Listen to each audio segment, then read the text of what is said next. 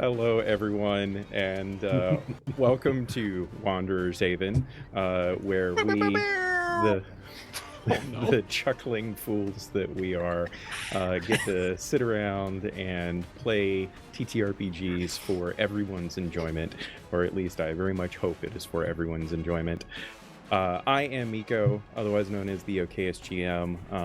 I am going to be your humble host and game master for this evening, and I have a wonderful group of friends with me today to jump into our penultimate, as Jeremy likes to call it in the socials, and I am stealing penultimate game of Intresca's Requiem, the one where the real drama is going to happen.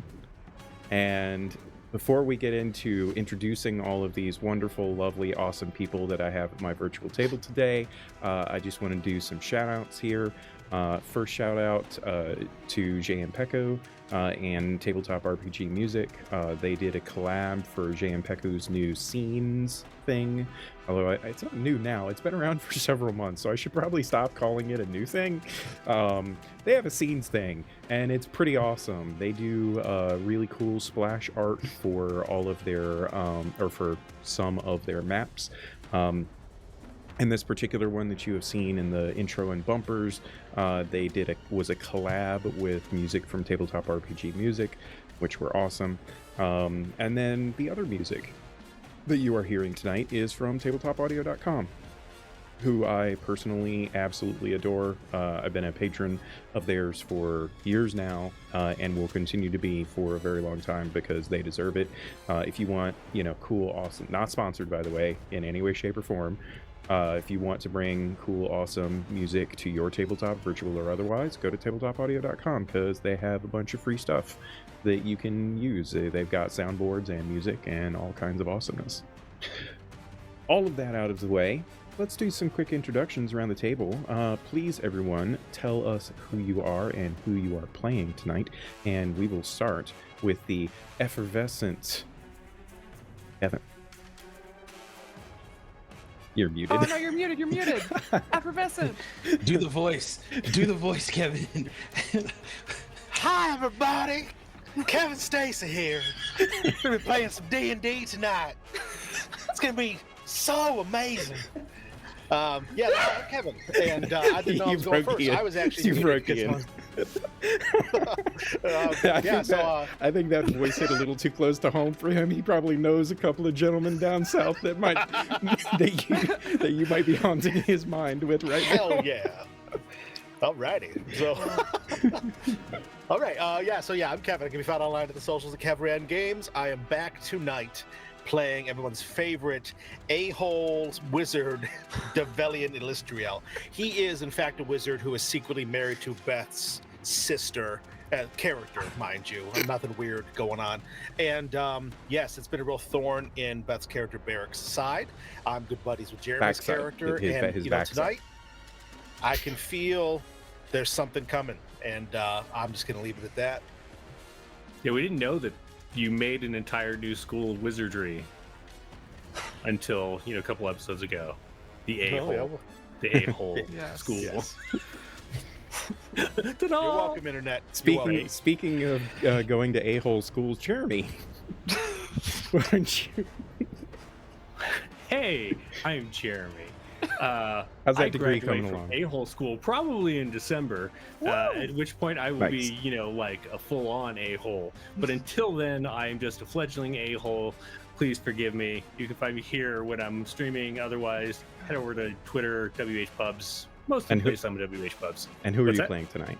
Oh, I'm playing. I guess I'll play Zorvir. You sure? Yeah, I mean, I didn't know we had an option of changing, so... You don't, so... Yeah, I'll play Zorvir, the Bard. Sounds good to me. And my boy, my Oos Ian, please, bro. Tell us who you are and who you're playing tonight. Hey. Are you recovered? I'm still recovering from Kevin's voice. Do you need me to move on? Do we want to come back to you? Or do you got it? No, right. Path. No. No, I'm good. What's going on there?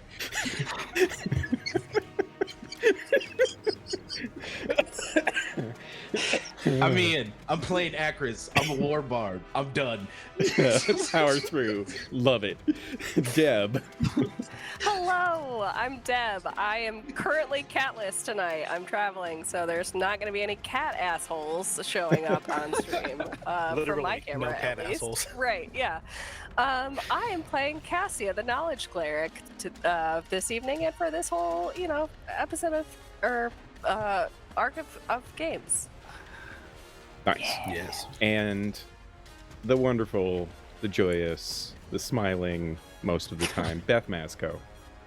Oh, hey, I'm Beth. I am playing Oscar Barrick, the military strategist fighter with a dip into rogue. And I don't know what to expect tonight, and that is very exciting. I don't think any of you have any inkling of what's going to happen tonight. But speaking about what's going to happen tonight, how about we just kind of, dive into all of this shenaniganery that we are Did you about to introduce see. yourself? I said I was the okayest GM, All right. and I'm the GM, and I'm like doing all the things. I'll put Name your all stuff the up. Want to hear Makes about sense. me? Come on. Anyway, perhaps I should tell all of you a little bit about the world that we are currently playing in. Ysterra is a world of my own creation. It's a homebrew world, and it is a captivating world that has been imbued with magic and marvels, sparked by the divine essence of a dying god at a time when the world was still in its primordial state. This deity's final act was to infuse their divine energy into the world, fostering the evolution of potent beings known as the Ascendant, destined to protect Ysterra for eternity. Emerging sporadically throughout time, these Ascendants bear the responsibility of shielding the world from external influences of the multiverse, and also helping to guide its evolution. Adorned with awe-inspiring landscapes like the towering Aelress Mountains and the shimmering Opal Sands Desert, Ysterra basks under the glow of the binary star system Yedra and Orin, and is watched over by 3 very distinct moons, Lunara, Lunaris, and Lunarin. Utilizing their divine abilities, the Ascendant have sculpted Ysterra's very topography, ignited the spark of life within its myriad landscapes, and nurtured the flourishing of civilizations across Ysterra's expanse. However, these actions have occasionally contributed to cataclysmic events. One such event, the Illuvans, obliterated an entire civilization, reshaping the very continent the civilization resided upon, and forever changing many, many lives in the process. After the Illuvans, the Ascendant recognized a necessity for perhaps some restraint.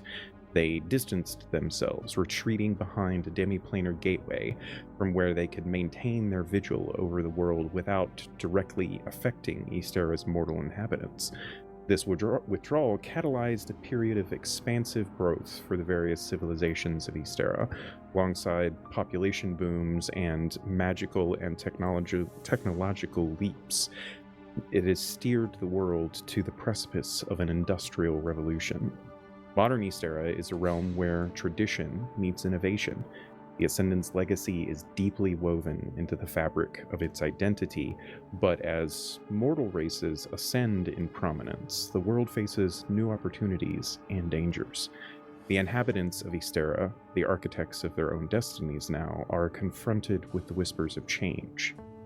However, our current journey is a trip back in time, several thousand years in the past, to an era when the Ascendant, not from behind their gateway that they imposed upon themselves, but rather they walk the world, and the civilization of Intresca, controlling the vast majority of the continent of Insaris. The only region that has evaded their rule is the Untamed Tribelands, a land that bows to no ruler. In this Age of Steel Supremacy, as it is known, it is a golden era for Intresca. The formidable Emperor Duranton has ascended to power, and with his unrivaled strategic genius, Duranton has rallied the Aurum Legionis, an imposing military force that has swept across the land, conquering or annihilating everything in its wake.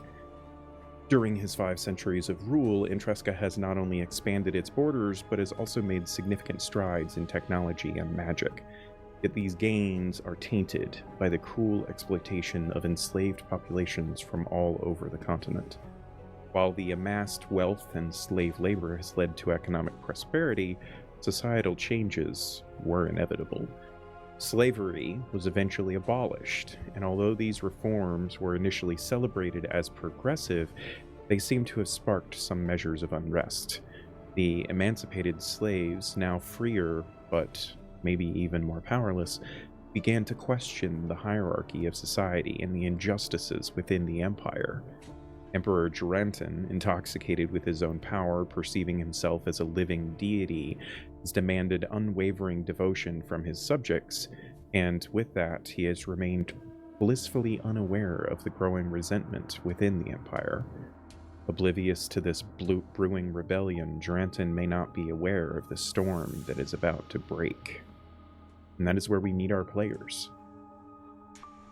With their task designated by none other than Emperor Duranton himself, the adventurers that they are embarked on an epic journey, once traversing the broad stretches of Ysterra, their mission to snuff out the nascent uprising brewing in the east. This journey revealed a myriad of cultures of Ysterra, from the bustling, aroma-filled markets of Carfaroon to the rugged beauty of the Esker territories. As they moved, they interacted with the many people of Intresca, and indeed across this vast world, allowing the diverse vistas and stories to influence their ongoing journey, with the seeds of rebellion threatening to upturn anything in their path. They encountered a great many battles and encounters. Facing profound revelations, they suffered a devastating ambush, locking blades with hardy mercenaries previously allied with the rebellion, and even unearthed unsettling truths about the threat to the empire that is the rebellion. For one of their own was secretly a supporter of the rebellion, while another of their sister was more than just a rebel. She was an inspiring voice rallying the masses against the Empire's endemic corruption. These revelations caused a bit of turmoil among them, their previously black and white mission now tinged with murky grays. Personal stakes and an in-depth understanding of the rebellion's cause forced them to question their loyalties and the morality of their initial mission. In weighing all of this, to perils to themselves, to their kin, the people of Ysterra as a whole, they chose a path less expected. They allied with this budding rebellion, turning against the emperor they once served. They then set out for Sanctuary, a mountaintop village high in the peaks of the Aelress Mountains and of some significant import to the rebellion. This journey, however, was far from straightforward. After traversing the expanse of western Insaris, this time seeing Intresca with a new perspective, they climbed the mountains for days trying to reach Sanctuary. As they scaled the treacherous mountain passes, an unexpected powerful quake struck, plunging them deep into the heart of the mountains themselves. In a labyrinthine cavern, they found themselves embroiled in a monumental conflict. Alongside the Ascendants Rydaus and Stanskar, they battled against a shadow behemoth of some form, some formidable beast straining against the bonds of a kind of ancient mystical prison. They joined in this battle to keep the shadow at bay, and through cunning skill and magic, were able to help the Ascendant keep the behemoth sealed within the mountains. After which, the Ascendant thanked them as the saviors of Ysterra that they are, and used their own power to return the adventuring lot back to the mountain above, so that they might continue on their journey. And before we see where everyone is at more specifically, I need some rolls from a few people.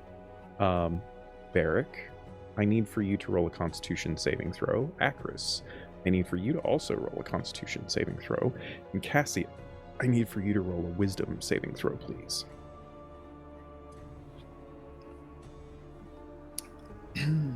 That's a natural 20 for a total of 28. That's very good for you. I will rolled a also 12? join this train. Oh. 12 for Okay. Cassia. I will join the natural 20 train for a 23. Nice. Nice. That is very, very good for both of you. So when I tell you the results of this, please understand how bad it could have been had you not rolled as well as you did. Oh boy. Barrick, you have currently 2 levels of exhaustion. Your sister has 4. Aelress, you have 1 level of exhaustion. And also, you feel as though every ounce of magic has been drained from your body. You have no spell slots. That's not a natural 20 that happened to him? Uh-huh. Ooh. Damn. We'll get into the reasons for these things perhaps in a little bit, but currently, for particularly for Zorvir, and I think even Develian would recognize this as well, the battle that took place, the shadows that roiled over Barrick and his sister that forced them basically to fight against you was horrifically debilitating. And Zorvir, I think, would have an innate sense in looking at Aelress that he is shaken from whatever power he was wielding down below that was massively above his normal capabilities. And to Zorvir's eye, Aelress appears to be very physically strained, as if his entire being was channeling far more power than he ever should have been allowed to. So, as you all find your feet once again on the mountainside, we find Barrick and Kira still very, or somewhat to very, beleaguered by this shadowy control that had dominated them. Aelress disoriented and shaken from something perhaps a little less obvious, but that apparent visibility on his face that he is unable to hide indicates that he feels something very, very wrong. The daytime sky from before the quake has changed to evening, and the cold air rolls through the mountain around you with a piercing howl. Cassia seems somewhat adrift in this moment, unable to really focus her mind on anything in the immediate, which is very different than her normalcy. Develian and Zorvir, you two seem to have come out of this mostly well, and you are able to perceive that you all should be freezing, and yet somehow this small clearing that Stanskar deposited you to seems to be shielding you from perhaps the worst of the mountain cold. Zorvir in particular, who has traversed the mountains on a few occasions in his younger years, would easily be able to recognize that given the evening and given the environment around you, you all should be basically freezing to death at this moment. And then your saviors arrive as your mountain Valrush that you had lost when the mountain quake had begun, and expertly they managed to avoid falling into the chasm that had opened beneath your feet. They come rushing up to you. There's some alarm in their demeanor, but they are quickly calming themselves now that you are reunited.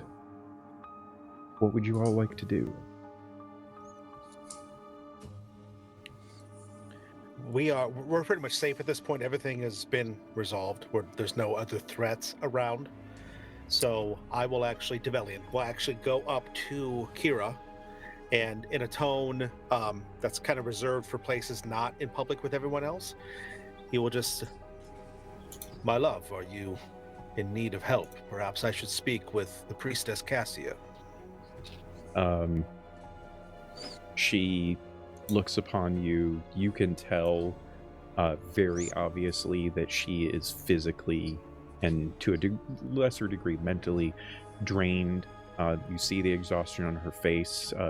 She has a hard time hearing you and responding to you, but she does kind of nod as she clenches her eyes together. You can tell that her breathing is labored, and she does still have a wound on her side, but doesn't seem to be overly troubled by that particular wound. More so, she just seems profoundly fatigued, and she, takes your arm and places her arms across your shoulders, and just kind of relaxes into you, welcoming the support of you holding her up, and says, I think I'll be fine. I need rest. Well, and I'll look to her arm around me. "Do not worry, I would dare not carry you in front of the others. Please, everyone, please, let us rest our weary bones for a moment. Lady Cassia, perhaps I could speak with you. Lord Beric, perhaps you should come closer as well."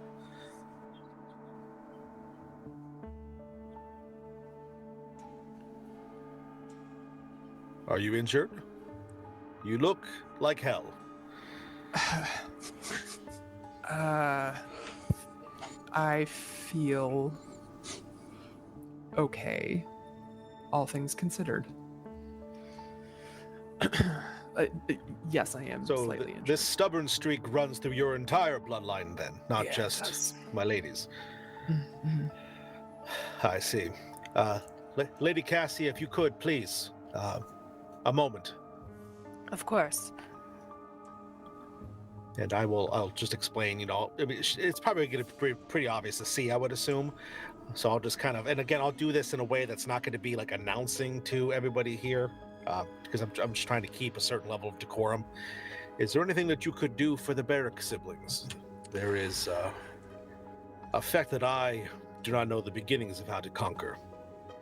I can try. I am feeling myself quite dazed at the moment, but I will do course. what I can. And I'll go over to Kira and cast Greater Restoration. Okay. Nice. Bear in mind, you don't have the material components to cast that spell very frequently. And that does, as you pull out the components, kind of rub them in your hand, touch your holy symbol, evoke the prayer, there is a hesitancy as you were trying to finish the prayer, like you almost forgot the last word of it for a moment, but it does come out, and you're able to place a hand upon her.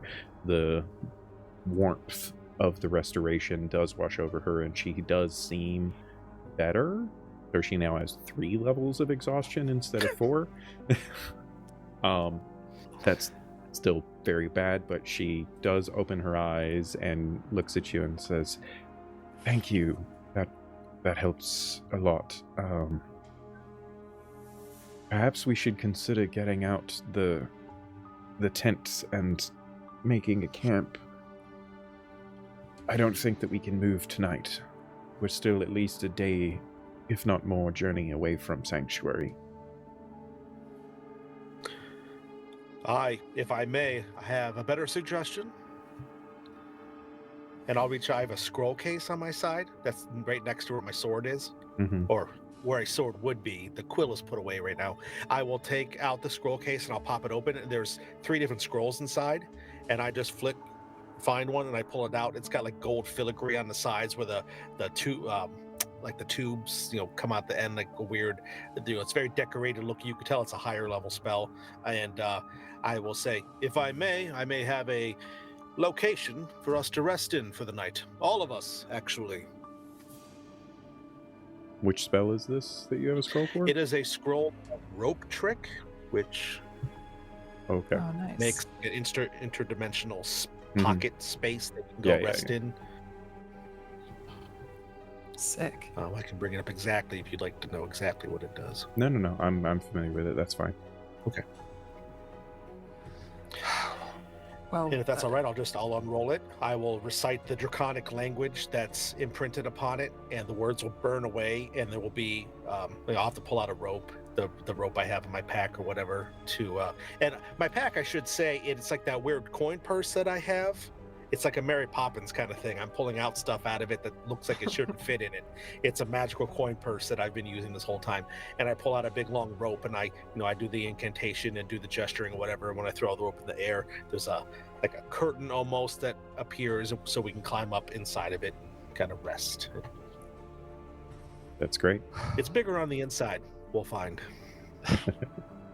Thank you for this. It's certainly needed. Of course. We could all be dead at any moment, so what's the point of saving it? That's the spirit. Do And Sorvir and Aelress have anything in particular to contribute to this?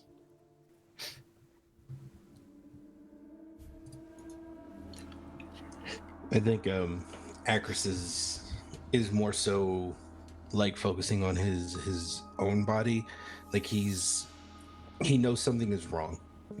He can kind of just feel it with that level of exhaustion, and he's legitimately just trying to like he's trying to cast Mage Hand, and he's doing it over and over again, like the same way that he knows that he's done it before, and he's noticing nothing is happening, and the thought of worry just increases on his face, and he's really not paying attention to what most everyone's doing, and he's frustrated. He's like, this isn't what did I do? Like back and forth looking at his hands. That's what, if anybody just looked with a passive perception of like 1, they would notice that. Yeah, with my relatively decent passive insight, I noticed that there's a good amount of odd energy going on within the group, and so as we settle down, I will take out my lute. I will sing you a song. This one is called the Wings of Hope. I will sing it in its native Aarakocra.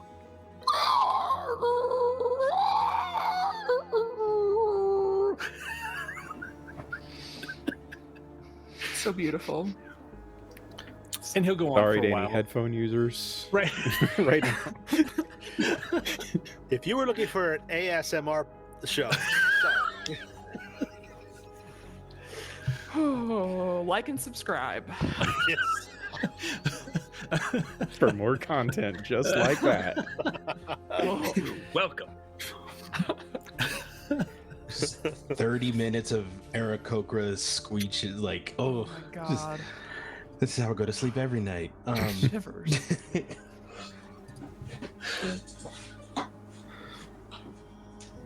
It doesn't go on for very I think- long, and after a while, he'll let you go to sleep.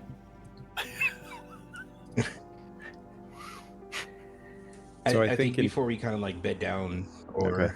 I'll go ahead. I'm sorry. No, absolutely, all you. I think before we kind of bed down, I think he would try to get like Cass's attention, and like he notices that everybody's kind of got some wear and tear, but he's deeply troubled by this, and it's kind of one of those. He goes up to her and he goes, "Do you see something different? Is there something off about me?" Like he's super worried. He's got like this big look of like, "Please answer my question. I don't know what's going on." Do I see anything different? You can give me you know what? I'll say either insight or investigation. My insight is slightly better. 19. 19. You can tell very clearly that Aelress is stressed. And judging by the words that he has said and his demeanor, I think it's very obvious to Cassia that he's suffering his equivalent of a crisis of faith. I think she has witnessed similar circumstances for those of a holy persuasion that feel cut off from their ascendant and the effect that has upon them, and this is something vaguely like that for Aelress.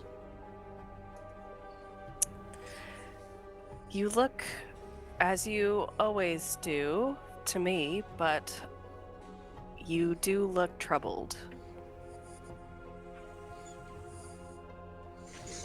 I mean, I don't think that would be too far off based off of what just happened. I mean, that wasn't...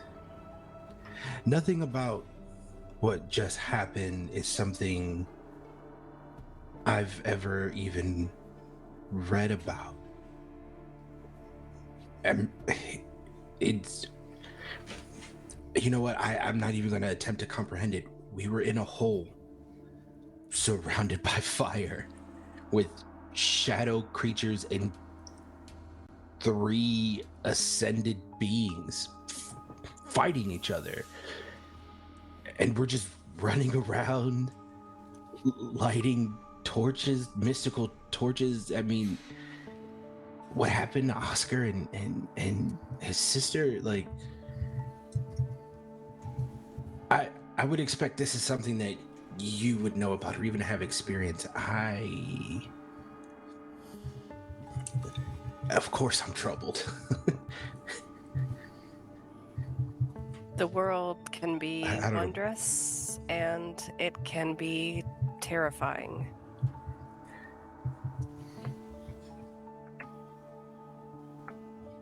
Yeah, more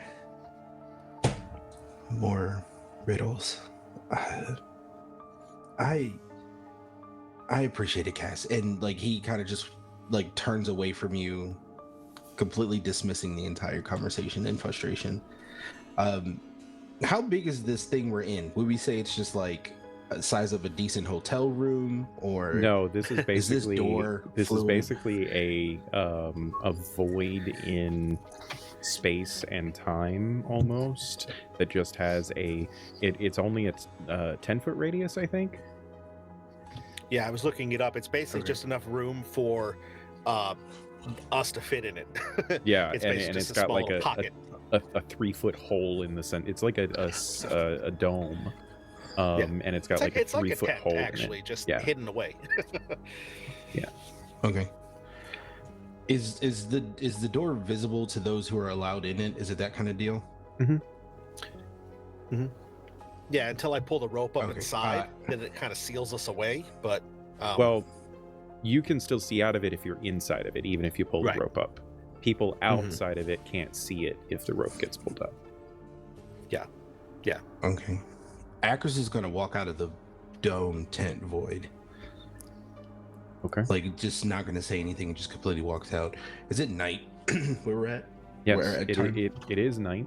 And the sky is very cloudy, but given how high up you are, you have a decent amount of light, 3 moons, so there's generally speaking a lot of light generally. And so in this particular instance, even if you didn't have dark vision, you wouldn't find it difficult to see all around you. As Aelress descends, climbs down the rope, his demeanor as it is, it's worth mentioning that the Valrush that you all have been riding have kind of like huddled around the base where the rope trick is, and they're basically in a giant fluff pile. and when I mean giant, like imagine 6 of the largest horses you could possibly envision, and then add 20% to each of their size, and that's how big the mass of beasts are. And they're all just like snuggled and huddled up against each other against the cold. I know you just described them as very, very big, but they're so little and sweet. No. No, Yes, actually, they're are. not. They're so little. They're stubborn as fuck. They're the tiniest little babies. Zorvir might have had to I guess- regrow a hand or finger or two on this journey. Nice. Fair. Jeez.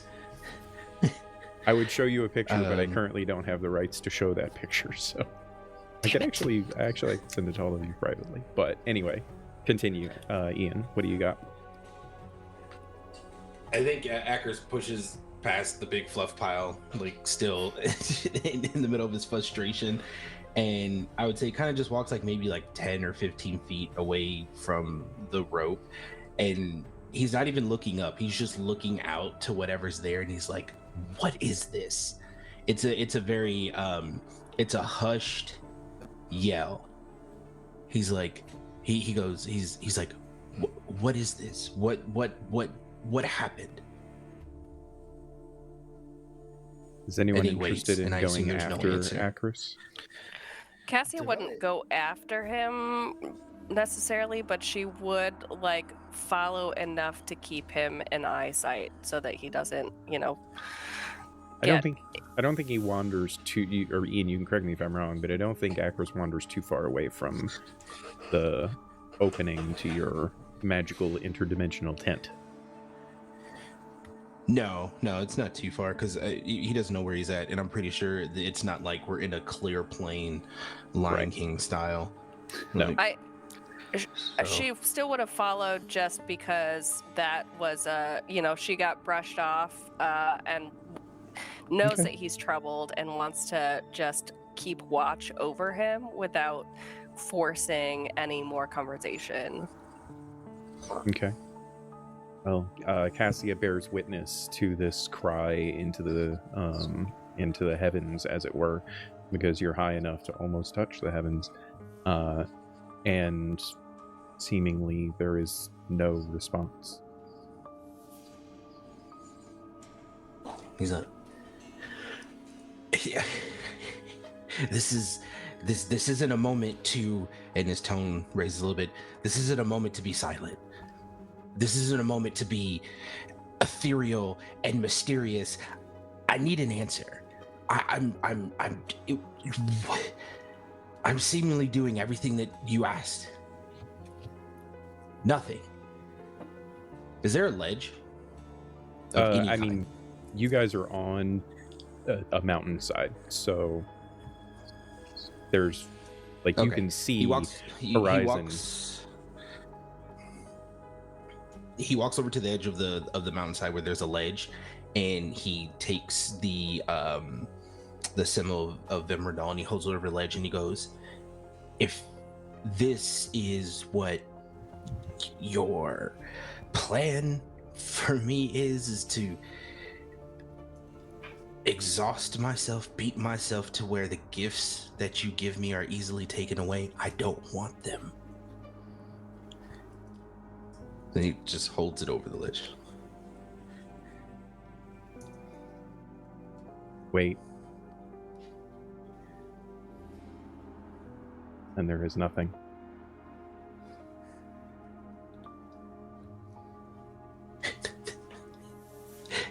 He drops to his knees, still holding on the thing. He goes, "I can't do this. This is too much." And then he puts the symbol on the ground under one of his hands, and he's just kind of like hunched over on it, and he begins to sob. He's so confused. Seemingly to him, he did everything that he was supposed to do within those moments, especially within that battle before that, thinking that he decides that this is the right decision to go because he wants to help the Empire, not the Emperor. And he's seen struggle. He knows what struggle is, and he's surpassed it in the best way that he can, and it's because of these things, and he's grateful for them, but he's so angry because I did everything right. I did what you asked. This is what you wanted. I'm Why do this? Why take this away from me? And then that's when the sobs start to come through. And I think with like the level of exhaustion too, it's just really bad. Like he's hurt emotionally and physically, and it's almost like it's seeping out of every aspect of him, like from his eyes, from his tears, from his weight being slumped over, and like just completely just releasing all that he has, and he's just there. Yeah, hand still on the symbol, still thinking about brushing it off the edge, but he's just in that's that moment. All right. At this point, Cass would go over and just quietly, she wouldn't say anything, but she would lay her hand on his head.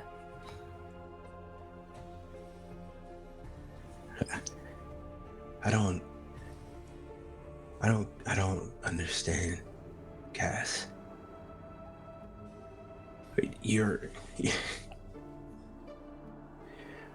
Why believe and follow into someone who just could easily dismiss you as much as they say that they need you?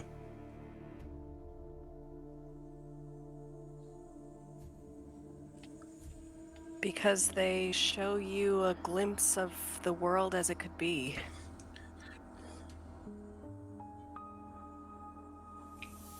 I understand that, and I have seen that glimpse, and it is something to work for and towards, but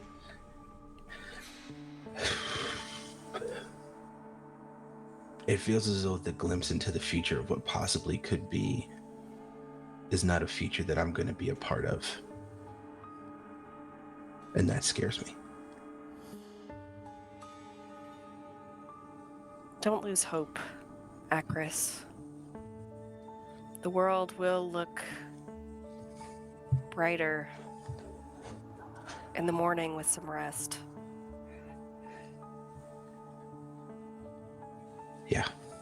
Yeah, I am very tired. I mean, maybe that's what this is leading to, but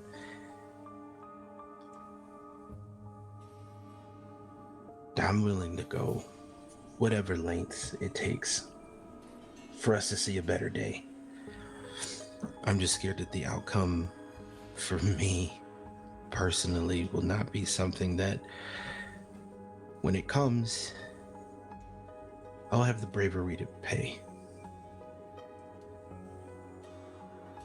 When that day comes, if it does, you will not be alone.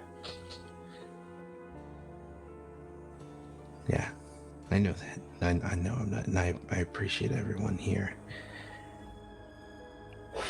As Aelress turns and looks at Cassia when she says that statement, he sees a light around Cassia's form. She is almost wreathed in this golden luminescence. And as he gazes upon her for just a moment, he doesn't see Cassia. He sees a dragon-like figure, just from the head and shoulders perspective, perhaps, looking upon him as well, with a smile upon the form's face.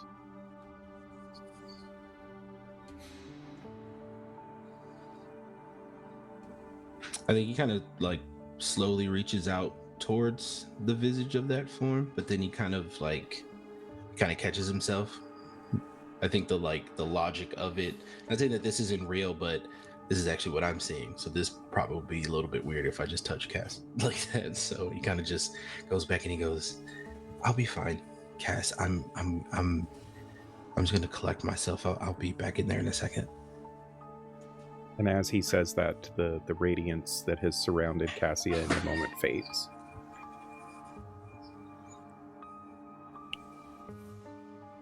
That was imperceivable to Cassia, by the way. Yeah. She nods and goes back to the rope.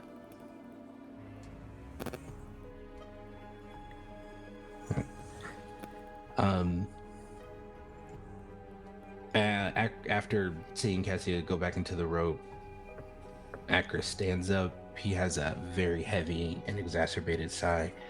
He picks up the symbol of Vimrodal, but he doesn't put it back to where it was. Like, he doesn't wear it. He kind of tucks it away in a pocket of his. And then, yeah, he goes back over to the rope. Okay. As he tucks the holy symbol back into his pocket and starts walking over to the rope, he hears very distantly, probably more obscured than he has ever heard the voice before, but he still knows it. He still understands it.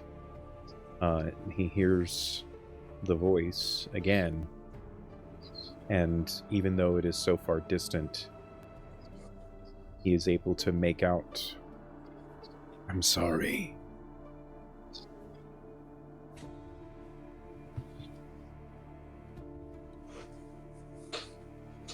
That he doesn't respond, not out of like anger or to be disrespectful. It just, some things just doesn't need response. But he does stop in that moment, and another exacerbated sigh, and he's like, it's more of an acceptance of like, okay.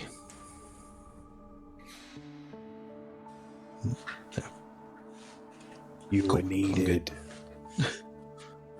And it was too much for your mortal form to take.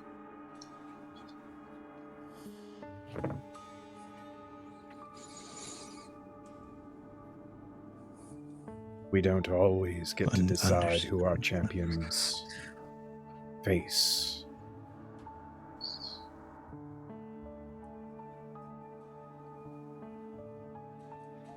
What you did was worthy.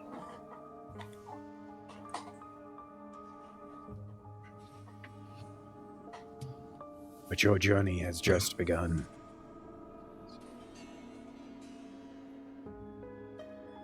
I have faith in you.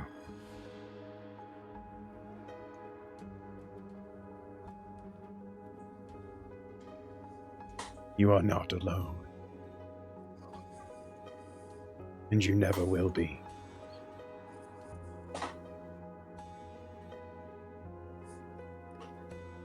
It's probably like the third time that Aelress has heard that. And the first couple times, it's kind of a general understanding of like, well, yeah, no, I'm not alone. Like the first time was when, you know, he heard it and then he turned and he saw Barrick, and then this is the next time he's, you know, hearing it, and then now he's hearing it with Cass. And I think slowly, a little bit quicker than slow, but it's resonating deeply. And I think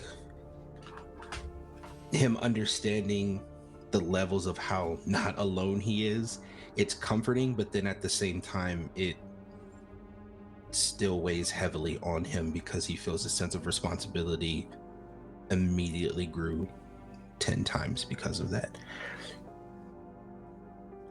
So he's not taking this conversation easily in any form, but he's not taking it in the sense to where he's dejected or upset. It's just the gravity of what's happening and what's been given to him, I think now just really hit. And it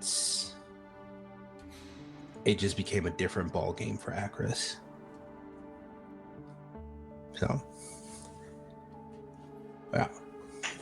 The voice, the presence that Aelress felt fades even further away to where he can't feel it anymore. And all he is left with is that void of the power that he has become so used to feeling.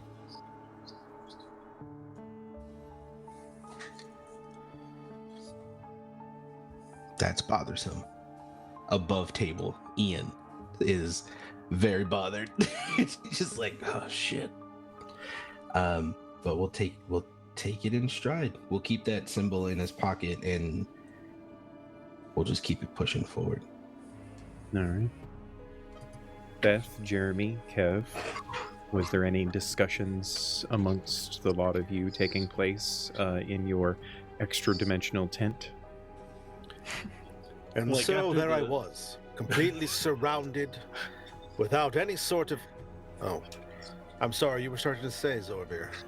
I was just to say after carried away once it, more. it becomes apparent that the appreciation of the native Aarakocran song is not really moving my friends as I wish it to. I would, just scale back to just play a tune. So if Develian wants to tell a story, I shall play a tune to accompany it. Ooh. Yeah. Yeah, I was in the middle of telling them some tale about how basically, in a nutshell, another noble and I had gone on a little bit of a excursion to some local taverns throughout the city.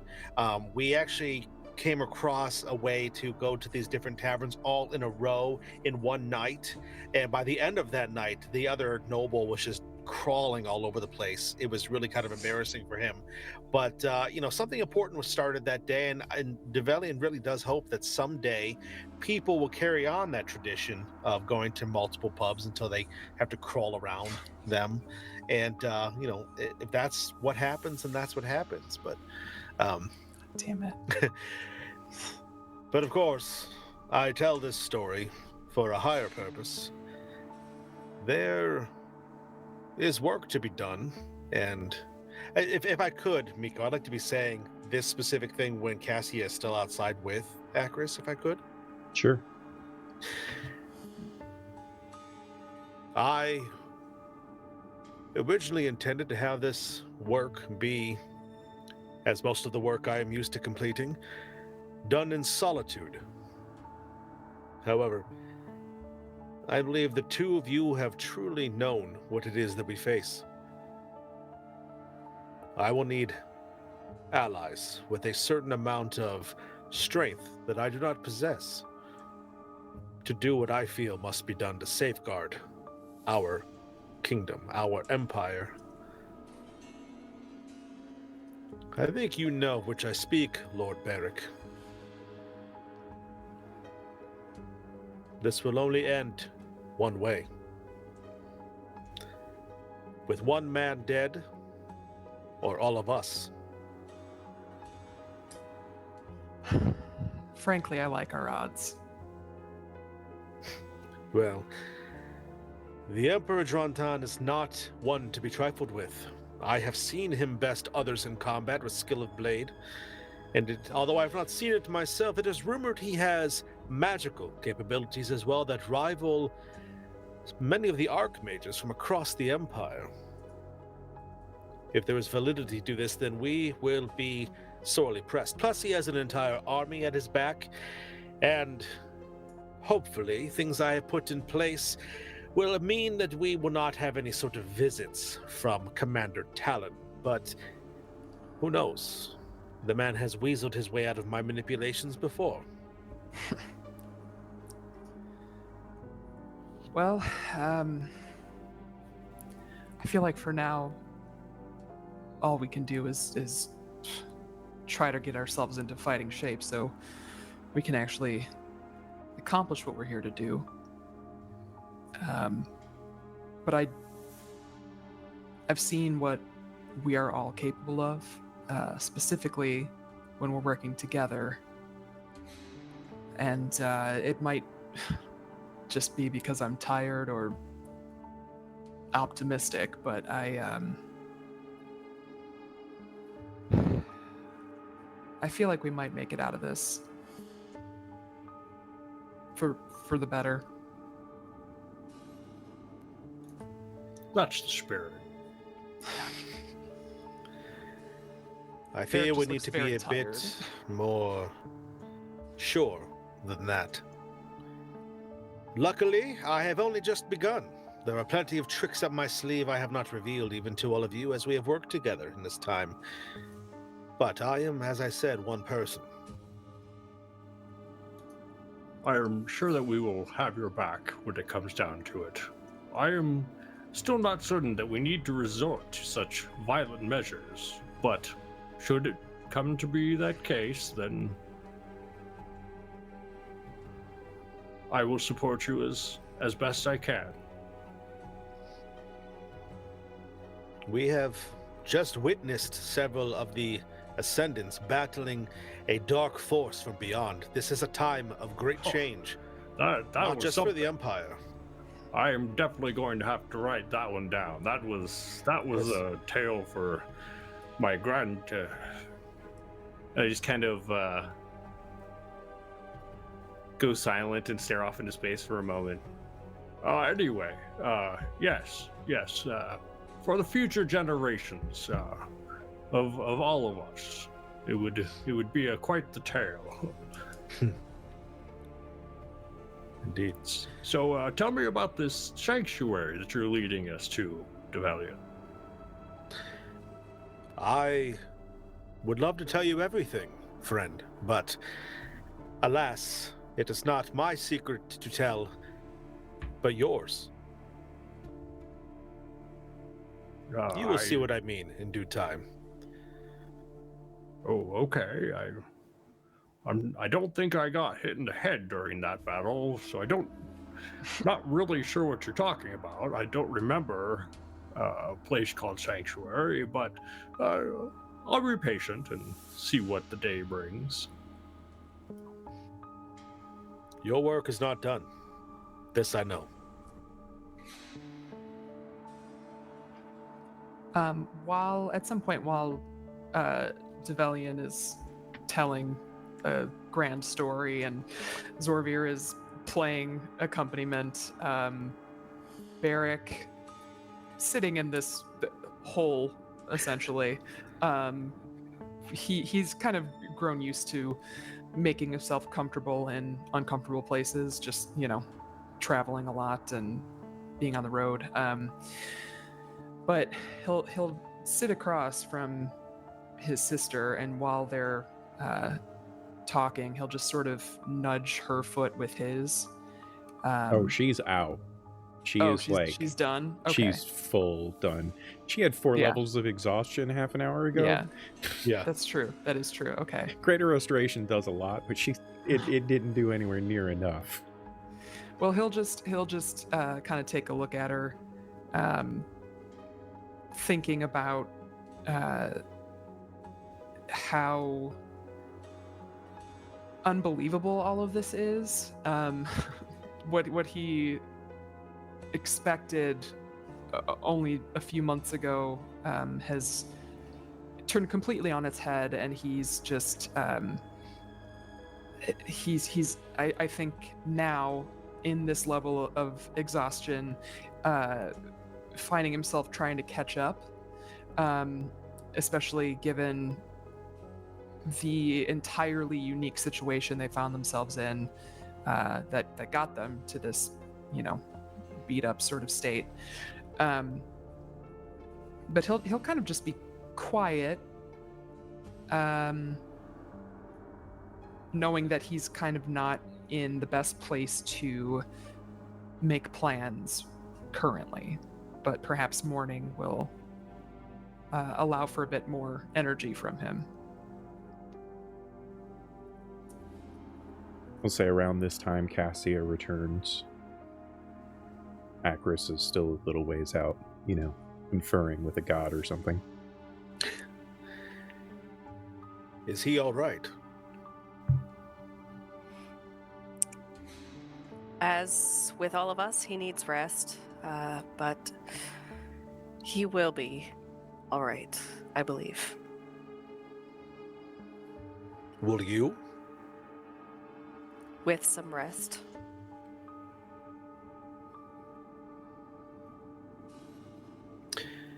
You have a certain understanding of the world due to your time and your position, but I believe the young Dragonborn... Well, burdens are lessons to be learned in their own way. And some thrive under that weight, grasp it, use it like a weapon, and others, well, others merely fall. He is strong and he is resolute, but I'm not entirely sure if he is ready for what must be done. I have hope that he will rise to the occasion. I have faith in him. I believe he is strong of heart and of mind, as I said. His faith may be shaken from that ordeal. It's not every day that you fight alongside the Ascendants and live to tell the tale, and even are instrumental in their rescue, but he did do his part.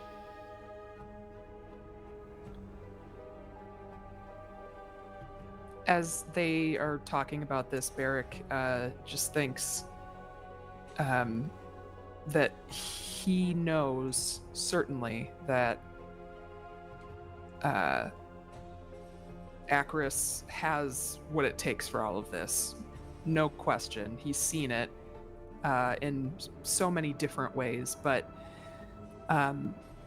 with that, his only doubt really just kind of comes from the notion that he really wishes that Aelress didn't have to rise to the occasion for this, because he is so young.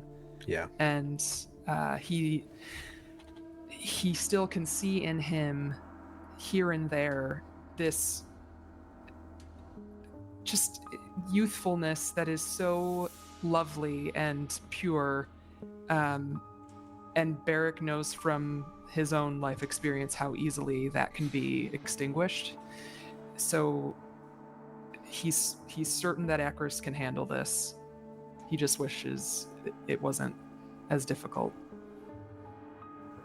And I think when Barrick is sitting there thinking that, maybe you glance up for a second and you see that I'm like looking at you, Develion's looking at you, and when our eyes meet for a second, you almost get the same idea that I actually have the same worry as well. It's not really so much as I was saying, oh, I don't think he can handle this. It's like you were saying, I don't think he should have to handle this. Yeah. Realistically, Develian, this is some, internal monologue.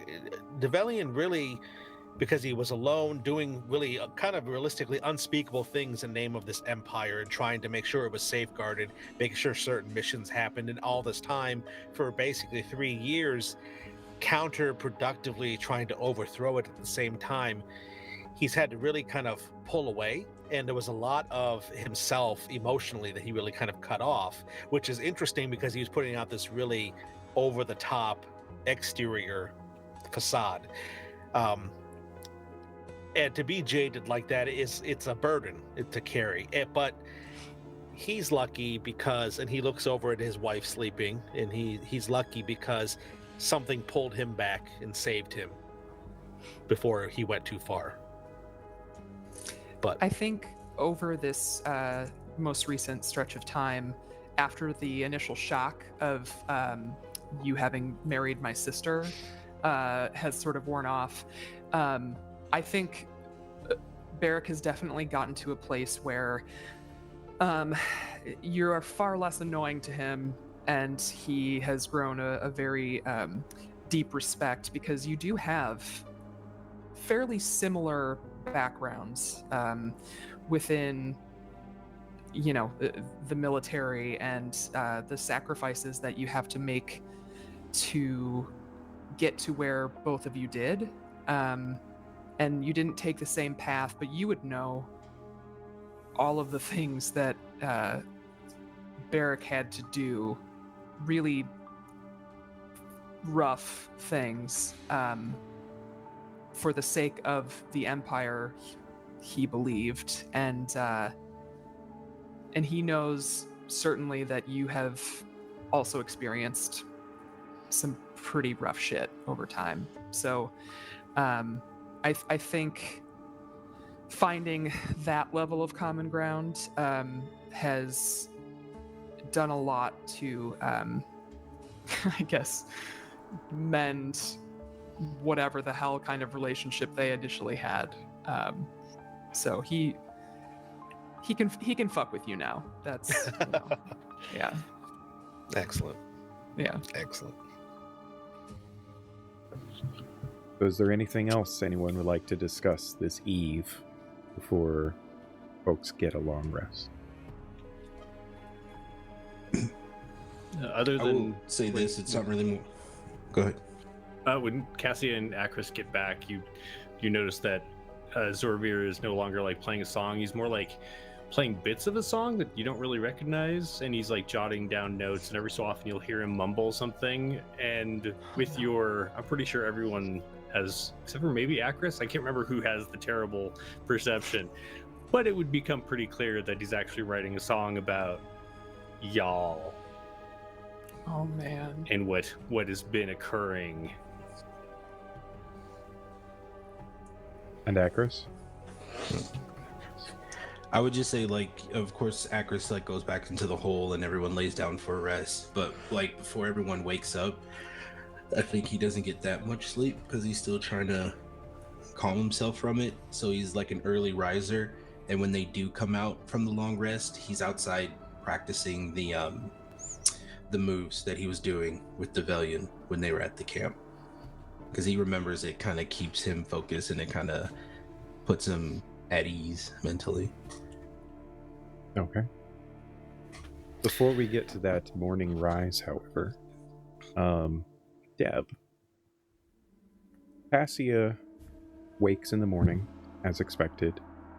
She sees all of her companions asleep, resting soundly, nothing amiss. She is used to rising early herself for like morning prayers and things like that. And she can see the light of the suns cascading beneath through the opening of the magical gateway.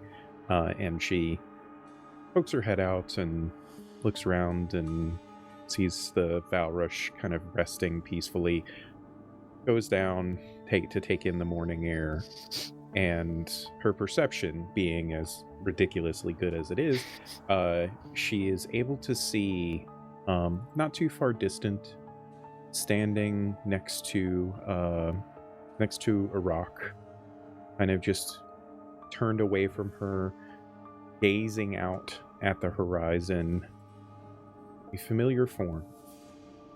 An elderly man wearing basic scholarly robes, long white hair and beard, kind of just flowing in the mountain air. She recognizes Apraxis, having met him once and seen his likeness millions of times at this point. And she sees him just standing there, gazing out at the rising suns. I think she's so logical all the time. I think she's a little overcome with emotion at this moment, because she, had an experience with Apraxis when she was young, and has dedicated much of her life to spreading the knowledge that she's gained being part of the scholars, and sort of has done her duty but doesn't have the connection with Apraxis that others do with their ascendant. So she would sort of be flushed with emotion for a moment and take a second to compose herself, and then slowly approach and just take in the morning with next to Apraxis. You walk up adjacent to him. You stand there gazing out at the horizon in what seems to be almost an eternity. The suns continue to rise up into the sky, and no words are exchanged for a very, very long time. And eventually, after this lengthy time has passed, Apraxis clears his throat, and there's a soft chuckle. And he says, "Most dedicants tend to spend that time talking. It's a pleasant surprise." I'm sure you know by now that I'm not most dedicants. Oh. Oh, yes, child, I know. I know that very, very well. I knew that you were the right one to choose when I had to lure you away there last night, yesterday. Time seems strange now. But you are up to the task. Your companions that you have chosen for this journey are very formidable.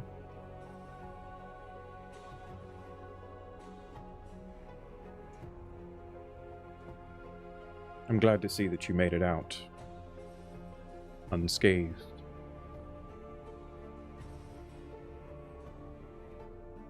You know I don't have favorites, right?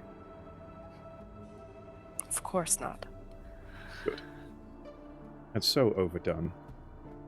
You know, I had this conversation with, I apologize. You don't need to hear about my conversations with the others. I am interested to know, though, because I don't, unlike some others, delve directly into the minds of those that follow me. What do you think of this mess? Intresca and Emperor...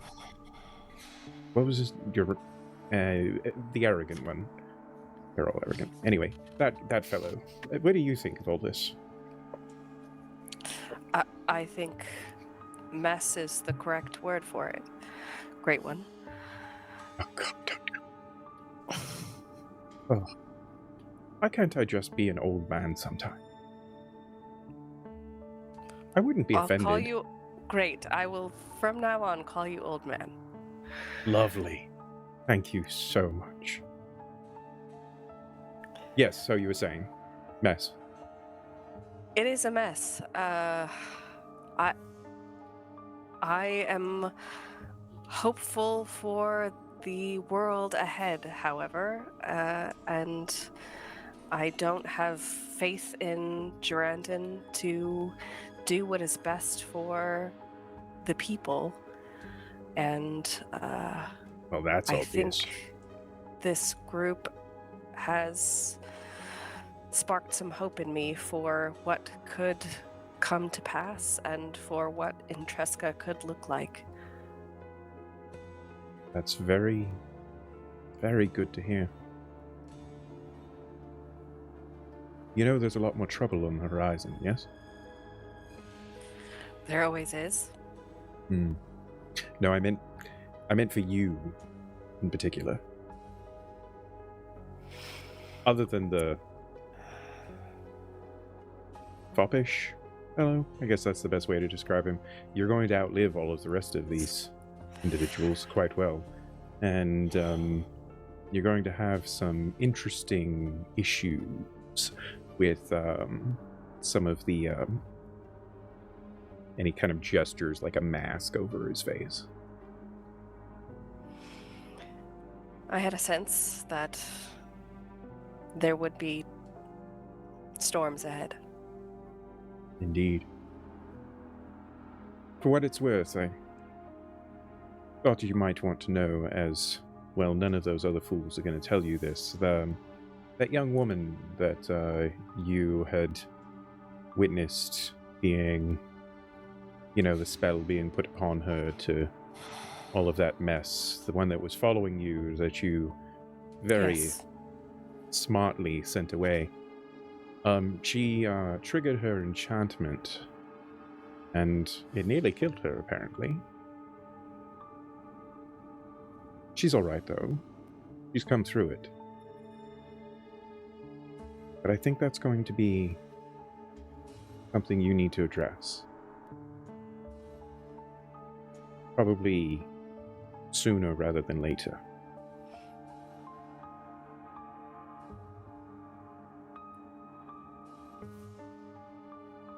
Do you have wisdom to share on how best that might be accomplished? Well, that young acolyte seemed rather smitten with her at the very least. Not in that way. I mean, he did sacrifice his life to save hers in that way that young men do. He might be of service. He has a good heart. And he would do anything that you ever asked of him.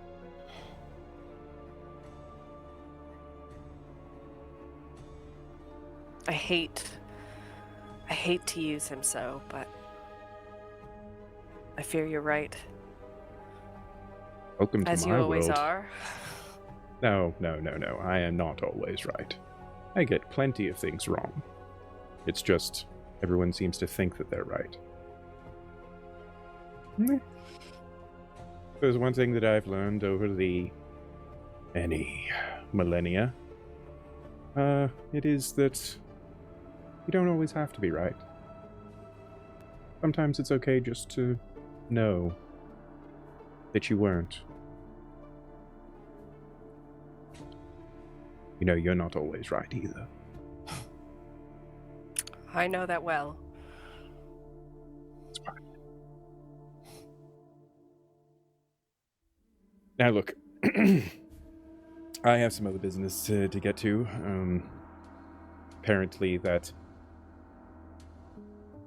man that you had seen fit to get rid of, you know, the worshipper of the flame and the shadows and all of that nonsense.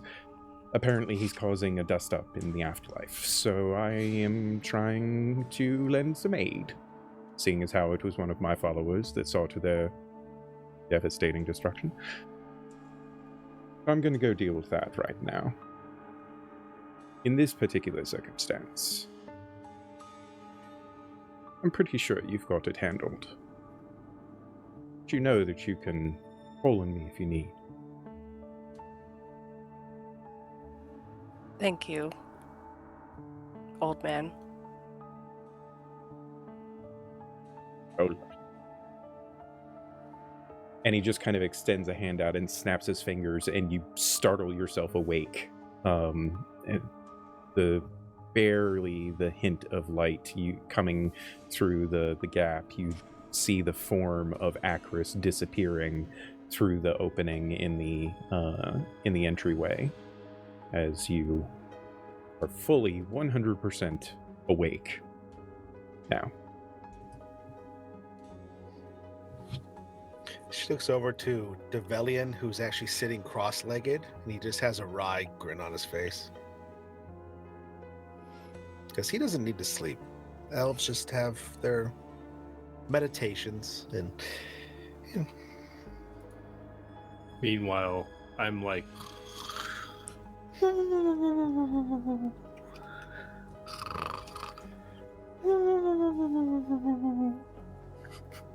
So, all of you do eventually find wakefulness. Some kind of breakfast is procured. Long rest is successful. So Barrick and Barrick and Aelress and Kira all are able to remove at least one level of exhaustion. Thankfully, you guys will be riding the Valrush, so Kira does not get, or is not too much encumbrance upon all of you with her still 2 levels of exhaustion that she has.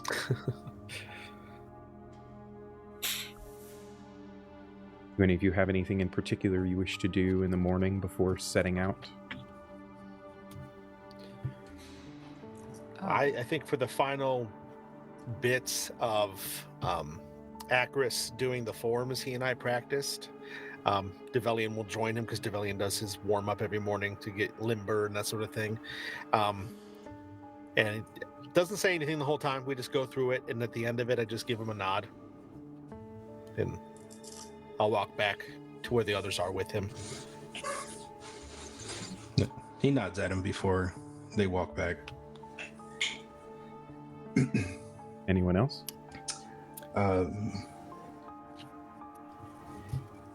Yeah, I'd like to try and cast Mage Hand again. Does it work? No. As Cool. as Akris attempts to summon forth Mage Hand, he goes through the gesture, he does the thing, and he feels this immense cramp in his hand as he does so. Painful. There's a wince of agony that everyone is able to see as Akris seemingly attempted to invoke some kind of magic. I think with that, he kind of he tightens his ilqua on his back, kind of like a internal signal of this is the road we're taking now. So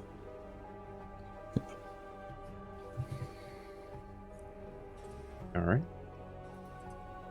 Zorvir, Barrick, Cassia, anything? Yeah, I would go for a brief flight. It's not often that I get to, and being in this cold area has me feeling all energized when I wake up in the morning, and so I would go for a short scout about. Zorvir's passive perception as he is flying through the skies above, he hears a music on the wind.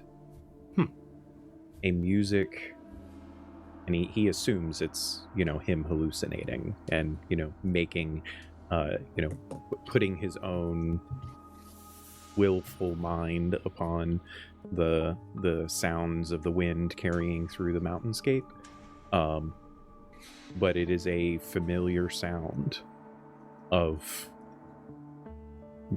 a whistling flute that he knows his granddaughter played when she was just a tiny little birdling. Nice.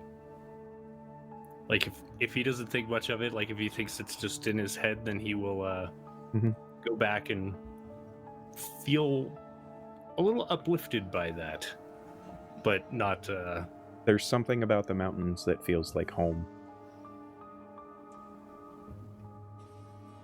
A place that he hasn't been to in decades.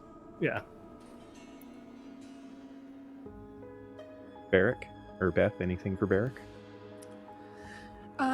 Yeah, so much like I guess the majority of this group, Barrick is typically an early riser. You could usually find him kind of going through sort of like a meticulous mental checklist of, preparing all of his gear and, just sort of getting set for the day. Today, he is probably the second to last to wake, which is a little uncomfortable for him. It's like waking up last after a party and you're like, oh shit. He can at least take comfort, though, that his sister is most definitely last to wake. Oh, yeah. Exactly. Yeah. I mean, but that also is not a surprise because she kind of has always, slept in. But yeah, I mean, I think that he feels a little bit better physically, obviously, but also I think a little bit of the upset of this confusing time has diminished with sleep. He still has more questions than he could ever hope to ask and have answered, but I think he's feeling a touch better about it. And when he sees Akris attempting to cast a spell and the magic's not coming through, he is sort of filled with just that feeling when you don't know how to help somebody. Barrick does not have magic. He doesn't know how it works beyond what folks have told him, and he doesn't really know what to say or do in this time. But he recognizes that Cassie was there last night when Aelress needed someone, and Develian was there this morning to go through the maneuvers, and I think he is reaching a place where he is finally feeling comfortable, like letting his kid go to school, you know. And you know, he's always had confidence in Aelress. That's a given. But I think it's nice to see that there are others to teach him what Barrick never could. And so that's kind of where he's at this morning. All right. And anything in particular from Cassia, given her dream that she had? I think she would.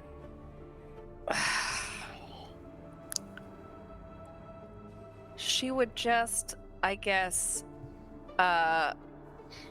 send a message to Joram, and just say something along the lines of, I hope you have recovered well from the ordeal on the road. That's it? Yeah. I mean, you only have 25 words for a single Right. sending, so... Yeah. Okay. And she wouldn't want to ask him to do anything. She would Yet. need that to be in person. Yeah. No, I get it. Yeah. As she does this sending, she realizes that it's still very, very early for Vastaris at this point, because technically it's, you know, a couple of time zones over, as it were. And he is brought to consciousness, we'll say, from the sending. And his response is sleepy and like somewhat incoherent, but like, yes, he's fine, everything is fine, thank you for asking. And he finishes it with like a how are you, you know, sort of, because he's just not coherent enough to know that it's not a two-way communication. And yeah. Right. So you all then gather up yourselves, picking up the supplies, loading up the Valrush, once again donning your wind-resistant cloaks that you absolutely need when traversing the Aelress Mountains, and you begin to make your way once again along the rocky mountain paths. The Valrush, sturdy and unflappable mountain creatures, are well suited to this harsh terrain. Some of you perhaps are finding it, even with the cloaks and winter gear that you have, a little bit more cumbersome. Winter has come and gone, of course, but when you are this high up, winter does not end quite so easily. And so you follow mainly the Valrush's guidance for their sure-footed hooves, but also the guidance of Develian and even Kira in this moment, as you move through the bits of swirling snow and occasional gusts of wind. Journey is a good representation of untamed nature. The clouds themselves seem to adorn everything around you like a crown of jagged mountain peaks. You have to traverse through the occasional cleft in the mountains themselves, sometimes barely big enough for the Valrush to even fit through, but you all make it well enough through the stark silhouettes of the mountaintops. There are, of course, echoes of wind huffs and footfalls of the Valrish themselves, your own breathing at times, any hums or conversations that take place are difficult to hear in many cases, but as you traverse through this day and then break camp again on the following to continue your path, you eventually find yourselves winding along what appears to be a kind of mountainous trail. It's a little bit more apparent now, whereas your previous endeavors had been very much rough-hewn and you were forging your own path. This one appears to be one that is a little bit more traveled. And it is then that a distant sight begins to stir some of your hearts, but at the very least your perceptions, as above the cloud line of the mountains themselves, bathed in fading sunlight of the day, stands the sanctuary. The modest stone structures that you see this far distant seem to be part of the very landscape that they are built upon, and you begin to draw closer and closer to this space. As you do, Kira herself seems to alight, pleased at the very sight of sanctuary, and nestled among these cloud-kissed peaks, the sight invigorates your own spirits as well. It almost stands as a beacon in this icy wilderness. From afar, you can tell the resilience of those that must live there. And as you continue to press forward, still a few hours out at the very least, you catch sight of individuals seemingly flying. Great winged individuals, much like Zorvir, off in the distance, awaiting your arrival. And with that, we're going to take our break.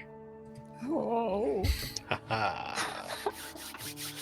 We will be back momentarily, everyone. We will, if you're watching this on VOD, it will be the blink of an eye, but if you're watching us live, just give us a few minutes to collect ourselves and get some more water and the like as we prepare for the second half of Intresca's Requiem, Part 7.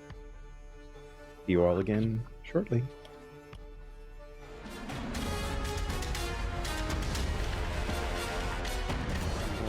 We are back from our break. It was much needed, at least for me anyway. I don't know about the rest of these lots, but I needed to go take care of something. Yeah, we're just going to dive right back into our compatriots here, making their way to Sanctuary. Hey, Christian, welcome back. Or welcome. Thank you for joining us. Yeah, however that goes. So, high above the world, perched on one of the loftiest peaks of the Aelress Mountains, shrouded in ever-present clouds, lies a sanctuary. This secluded haven, a testament to tranquility, is marked by its unpretentious architecture, yet there is a sense of regality inherent in its simplicity.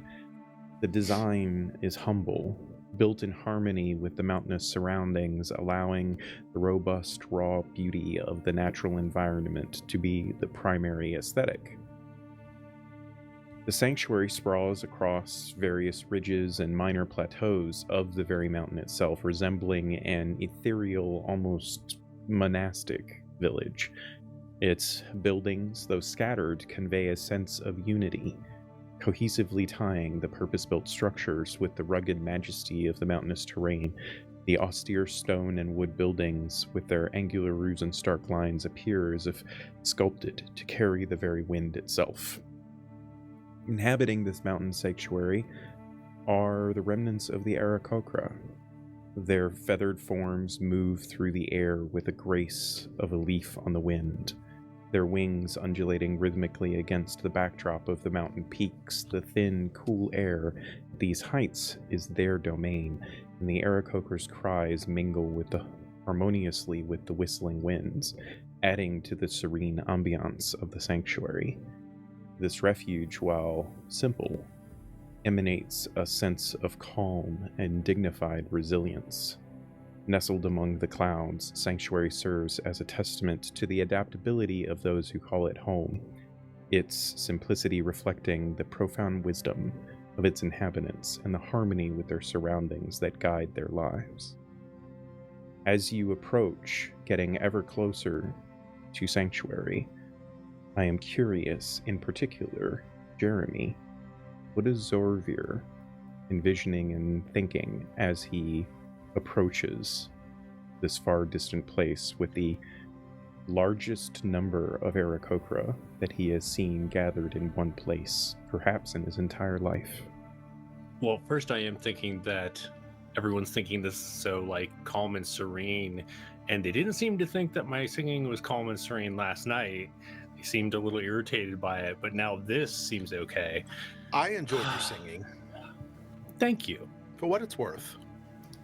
Perhaps you shouldn't have been trying to blow out their eardrums. That's fair.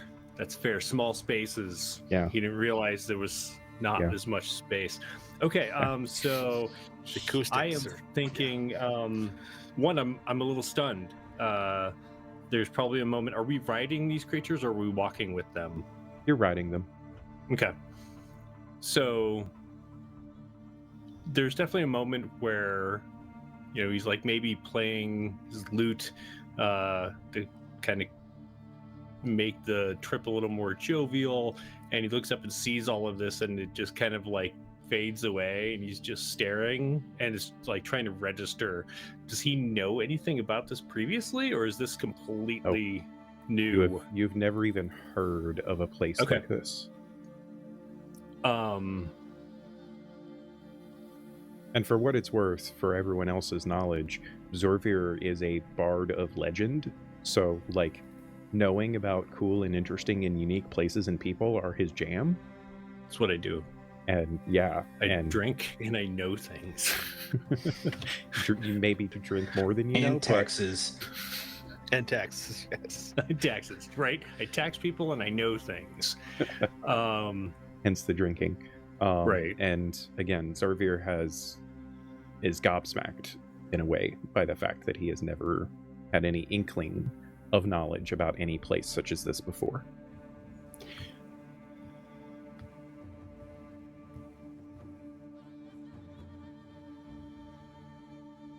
Yeah, he's a little wordless for the moment, speechless. Things are trying to, he's trying to connect dots where these Aarakocra have come from, whether they're hiding here or if this is a settlement he's never heard of. So he's more, if Kira is nearby, he'll certainly ask near questions. enough. Yeah. You just start shouting, Lady Kira! Where is this? Like, what? I don't understand. I've never seen this on a map, or I've never heard tales of this place. That is by design, Master Zorvir.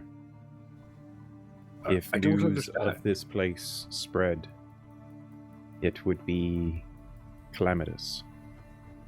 I don't understand it. Wow. Things will I'm going to, become in more... my head, kind of try and figure out where we are. Okay.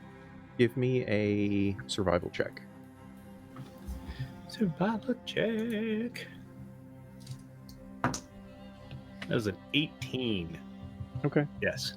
You know that you are... The Aelress Mountains are immense, right? They are the second largest mountain range in the entire world, right? But in particular for the lands that Zorvir knows, they are still the second largest mountain range on the continent. And even being the second largest, it's just massive.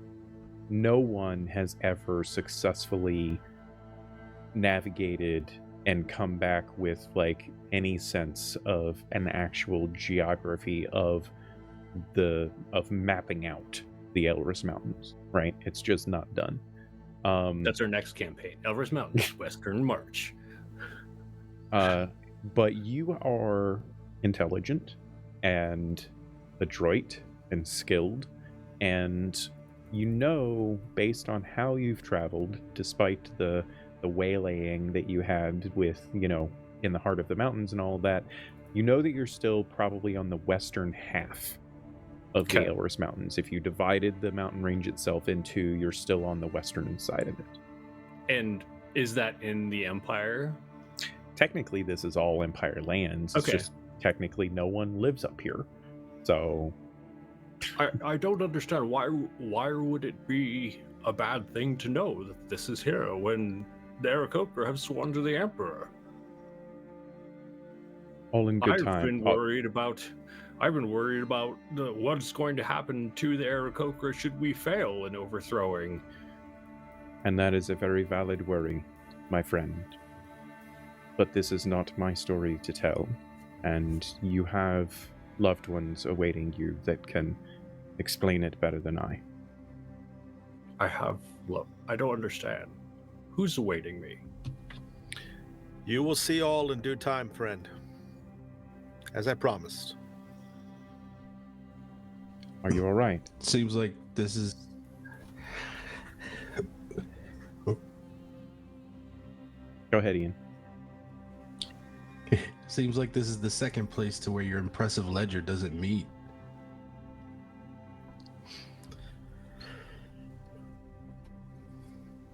I wouldn't recommend trying to collect the Empire's taxes here, she says with a wry smile. It would be quite Devellion actually laughs out loud, really loud about that. Can he get any sense of who they're talking about just from their mannerisms? No. Okay. Then he may cheat this one a little. He doesn't really like using spells in this manner. But he might wiggle his fingers a little. Counterspell. No, I'm just kidding. And from his sleeve, he pulls out a piece of wire, which evaporates as he casts this spell. And he's going to cast Detect Thoughts. Okay. As you cast the spell, Kira does not stop you from casting the spell, but she reacts. And she kind of sighs, and she says, if you have a question, you can just ask. And you notice that her mind is notably clear-headed. She knew what you were casting. I'm going to bounce back and forth between Devellion and her, where it's just like...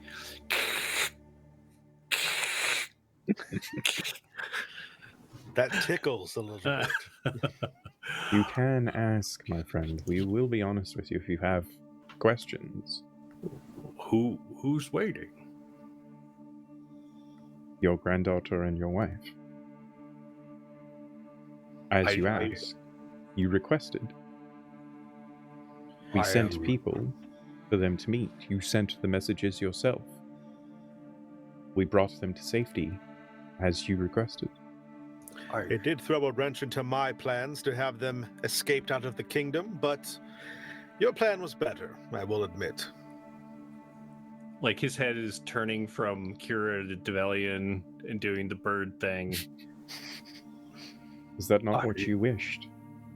No, it is. Well, then let us ride on and meet them. Until now, I guess I just hadn't grasped that it was going to be a reality. Do these things go any faster? Yes, indeed. You all spur the beasts on a bit more. As you all continue to make your way towards Sanctuary, Kira reaches into a pouch and pulls out a parchment and invokes a spell from the parchment. Those of you that are adroit in magic, so basically everybody except for Barrick, know that she casts a sending spell. And as you all near the buildings of Sanctuary, a familiar form to Zorvir, and perhaps to Develian, because I imagine that Develian has met Zorvir's family perhaps a while ago. Oh, yeah. Right? You see flying towards you. This place doesn't have entrances, right? Like, there are pathways, because there are people here that are not Aarakocra, but it's basically just like a single pass up the mountainside that leads into Sanctuary itself, where the buildings are. And flying down from the topmost building in Sanctuary, you see the familiar golden feathers at the very edges, and perhaps some vibrancy returning to the once black, now gray, sooty feathers of Varen. She's wearing a vibrant purple and green, thick winter-style garb. Arentha is basically leading. She's Varen is basically holding Arentha back to go a little bit slower. As you also see the blue-gray feathers of your granddaughter. You catch sight of her eyes, golden and glistening against the sun, and just streaking towards you as fast as she can. Yeah, at the point that he sees them, I would get up and just launch into the air, like, what is this riding on an animal thing? And meet them midair. Okay. And just kind of do that collide, spin around thing until we all don't fall to our deaths, but it's a little chaotic at first. The chaos is actually interesting because you are almost riding on the winds up here. There are so many currents in the sky that you practically don't have to flap your wings to stay aloft. Thank you, Rolling Nomads, for the raid. Very much appreciated. You are here just in time for a welcome family reunion from our resident Aarakocra Zorvir with his wife and granddaughter. As the three of you kind of catching the winds and alighting in the sky, the rest of you watching from not too far distant, seeing Zorvir probably in the most joyous state you could possibly imagine, because you've never seen him like this for sure. But this is what joy looks like, as Zorvir with his wife and granddaughter slowly spiral and descend down into to the very, very, very light snow-covered ground ahead of you. They land. Zorvir, as soon as you land, Varen, who with your masterful perception and insight, as clouded as it might be by the confusion of the situation, you see a light in her eyes, a gleam that you have not seen in many, many years at this point, as she basically throws herself towards you, wrapping her arms and wings around you fully in an embrace. Arentha, much shorter than the two of you, joins into this brilliant family hug, as well as the three of you are cooing very slightly and barely perceptibly to one another in your embrace. Yeah, if the others get within sight, it's obvious that there's just tears dripping from my beak as I push my forehead against Viren's, and I say, wife, I don't understand how you're here, or what happened. You look marvelous. Why, thank you. What do you mean you don't? You sent for us. But they said that you were on the way, and I mean, we only just got here maybe a couple of weeks ago, but did you not send for us, Zorvir? I did, but it's... Then why wouldn't we? But you're so... here. She smiles very broadly and just nods her head, and you can see that there's tears welling in her eyes as well. Arentha, in the meantime, is just basically standing there, almost defiantly, as she kind of pushes your hip, and like shoves you to the side a little bit as she looks up at you with a mock anger, but as much anger as she can muster, mixed in with all of these other emotions. And she just kind of thrusts you away, and she says, you could have told us. Told you what? About Sanctuary. Oh, this is a surprise to me. I've never even known this place existed. She kind of goes wide-eyed. What do you mean? How do you not? It is as surprising to me as it is to you. She's just like, it's not computing. You just like broke her brain in the moment. And I do like lean down and push my forehead against hers, and I like ruffle the feathers, like essentially her scruff, and I say, "Thank you for watching your grandmother. She looks wonderful." And she takes it, and she's very much crying now, and she just like takes your hand and pulls it down and clenches it very tightly as the rest of you come riding up upon the family of Aarakocra. Kira just kind of gets down off of her Valrush, still very exhausted. She still has 1 point of exhaustion left. You guys did get another long rest, by the way, if it matters for those that might have still had exhaustion. She walks up to you, Zorvir, and she bows very, very formally, skillfully at you and your family, and she says, "I am happy that I was able to bring all of you together again." As she bows, I'm like, no, and I move forward and I just like pull her upright, because like trying to give someone a hug as they're bowing is very awkward. So make sure she stands up, and then I just give her like this really tight embrace. And if anyone's watching, like there's an obvious shudder to my form as I'm just like trying to breathe, and my eyes are closed, but tears are just like streaming down my beak. She reaches into a pouch at her side and pulls out a very small cloth and hands it up to you. Kind of turns back to everyone else and says, "And this is Sanctuary, my friends. Shall we make our way and learn more about all of this?" Of course. Yeah.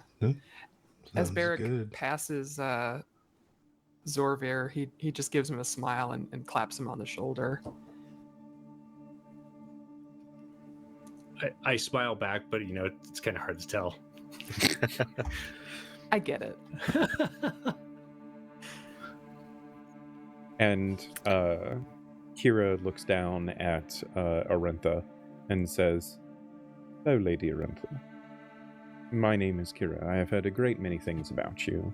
Would you like to lead us into Sanctuary?" And Kira is like still a little bit gobsmacked by everything going on, and she having a task to do that refocuses her, and she carries herself almost turning on a dime instantaneously with all of the training and forced perspective that she has in the way that she knows her grandfather wants her to be, as far as like an adult woman capable of doing anything and all of that. And she kind of nods her head and formally nods to all of the rest of you before turning and taking a low flight, moving slowly, kind of letting the wind carry her a bit, but she leads all of you as you walk beside your Valrushes into Sanctuary. As you carry your... Sorry, Jeremy, did you have something else? I was just going to say, as we walk, where are my manners? Lady Cassia, you know my family. You've been to the estate before. And Barrick, I believe you've met them maybe once. And Develian, obviously, you're no stranger. But Akris, this is my family. This is my wife, Varen, and my daughter, my granddaughter, whose name just slipped my mind. See, I'm Arentha. getting that old. Arentha. Varen, this is Akris gives like a he gives a formal bow to both of them. Varen And, just kind of, curtsies ever so slightly and has a hands folded over one another, a bit of a demureness to her presentation. Doesn't really say anything, but, has that kind of shy greeting about her. I say, Cool. Sir Akris here is a pupil of Sir Barrick. Has a lot of promise and is very skilled in everything that he does. That's wonderful. Your husband is extremely kind and he speaks too highly of me, but I will say this one thing I am good at, and I kind of bend down to Arentha, and she's actually leading you guys away. Oh, she's not with us. Right. Okay, well then I'll do it to Varen then, and I'll just go. One thing I am pretty good at. Has this always been here? It's just right here. Have you noticed this? And then coyly he just puts his Yeah. He puts his hand behind his ear and he pulls out just like a very small flower. Sleight of hand. But oh my goodness. Varen smiles and takes the flower and, breathes, sniffs at it a bit. And she says, I hope you believe. It's terrible. Heartwarming more than you can imagine. I haven't been out much in recent years, and thank you for alighting an old woman's heart. Akris has that effect on people. They all do. I know I haven't been writing much lately. It's been many years, but last night I filled page upon page with the doings and the what word do I want to use here?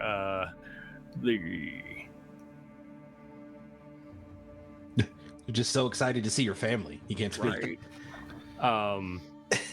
She just kind of like puts a hand at Zorvir's mouth and then reaches like one arm around him and just squeezes as you all continue walking. And then she kind of, with a low, barely perceptible whisper, says, "We have plenty of time to talk." Oh yes, absolutely, yes. And so the lot of you, with Arentha leading the way, are brought into Sanctuary. As was previously described, the buildings themselves are simplistic and yet rugged and durable, and everything about Sanctuary is a apt descriptor to the reason that it is called such. As soon as you enter this place, high amongst the clouds as you are, perhaps some of you feeling a little bit faint from, the oxygen levels being much less than you're used to, you get the feeling of home and serenity and calm in this space. As you are walking through, there are a number of Aarakocra around you.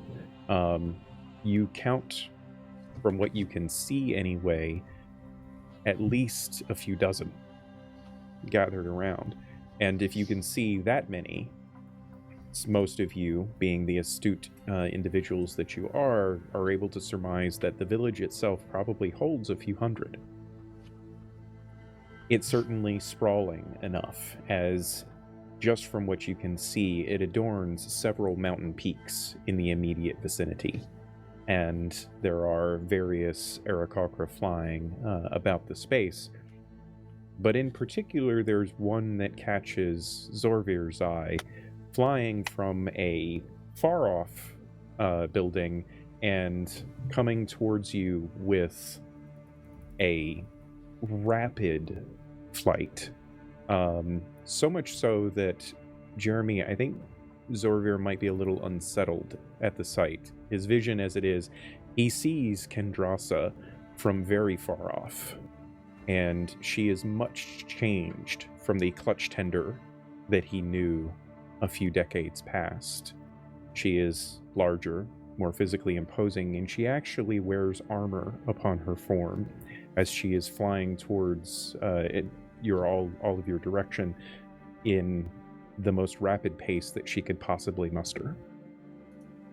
Just to clarify, is she flying from outside into, like she's coming from something? She was coming from like another, if you can imagine the different mountain peak, there's like different districts to a city. Right? But she's not like coming in for like help or something. No. That's okay. No. She's beelining towards you. Does Zorvir have any particular reaction seeing the young clutch tender that he had fostered so many decades ago? I mean, I'm not too worried about her smashing into us. That armor is maybe a little heavy. I think she's got this, and I will wait for her to land. I was more thinking about like just seeing Kendrasa again, considering the last time right that you they're were definitely involved like in Kendrasa's life. There definitely feels, but they're at this point they're still kind of in the back of his mind. That hasn't really popped up yet. Like, his family's here, and there's Kendrasa. That's also awesome. And so that like the way things were left, not necessarily between us, but the events that occurred probably aren't souring the moment quite yet. Okay. Ignorance is bliss. So Kendrasa flies at all of you with expedience, and at the last moment, her wings alight behind her as she catches and arrests her flight, as she descends very quickly to the ground, landing with a warrior's grace ahead of you all. As she lands, Arentha rushes over to her and, wraps her in a hug. Those of you with good insight are able to discern Kendrasa kind of rolling her eyes a little bit at the hugging, but has a positive demeanor about all of it, as she is staring heavily at Zorvir. There's an awkward moment of silence as kind of everyone is just standing in the space. Does Zorvir do anything in particular? Yeah, I mean, I would move forward and like put my hand against her face and like move to put my forehead against hers. Unless she doesn't, he wouldn't think about that, but like it's what he would expect her to do. There is a hesitation, but then she relents, and as your crowns of your skulls come into contact with one another, and there's that soft cooing sound of welcome between the two of you, you hear her say in a hushed voice, barely perceptible to even Zorvir, "I've missed you." "Oh, cousin, I've missed you too." And she steps back, and you can see that there is a single tear welling up in one of her red eyes as she looks at Zorvir and says, "No, I don't think you'd know." I'm sorry, what did she say? "No, I don't think you know." I don't know what. I don't understand. That's right. You don't. And there's a sorrow in the words that Zorvir is able to pick up on. I'm like looking around at everyone, trying to see if they've caught something that I missed. I think Develian, from a little bit of a distance away, he actually looks to Varen and to Orentha. And of course, we have returned. Reluctant heroes, here we are once again. It is so great to see you two ladies of the sky here upon us as well. And of course, and then he realizes that there's a little bit of an animosity. And, well, Kira is just like staring daggers at him. let us tell a tale this way of Zorvir's exploits, and I just kind of lead them away. Kira comes over to Develian as he is about to lead the two of them away and just says, "You have to be careful of that voice, Develian. You used the other voice again." The bad Yes, of course. voice. They are aware of my Rob. ruse. That is how they have known me. It's all right. And she arm in arm with Develian, and she's like, "Yes, come. Let's let them discuss some things for a bit." And the two of you kind of lead Zorvir's granddaughter and wife away a bit. And I look back to Zorvir, and there's definitely like the big jovial like look to them. And as I look over my shoulder to his direction, that look goes my regular like I'm concerned. And I actually do want to stay and know what's going on, but it's not my time or my place to do that. And so then I'll just kind of walk off with them. For what I it's definitely worth, like tilt my head towards you or like at you, but I let you go. For what it's worth, what? Kevin, Develian does know the story that Kendrasa is about to impart. Mm-hmm. This was a planned discussion that the two of you had on the best way to help Zorvir through the revelations that are about to happen. Just So kick him in the gut right now. Face, we're going for the face. Gotcha. Yeah. Gotcha.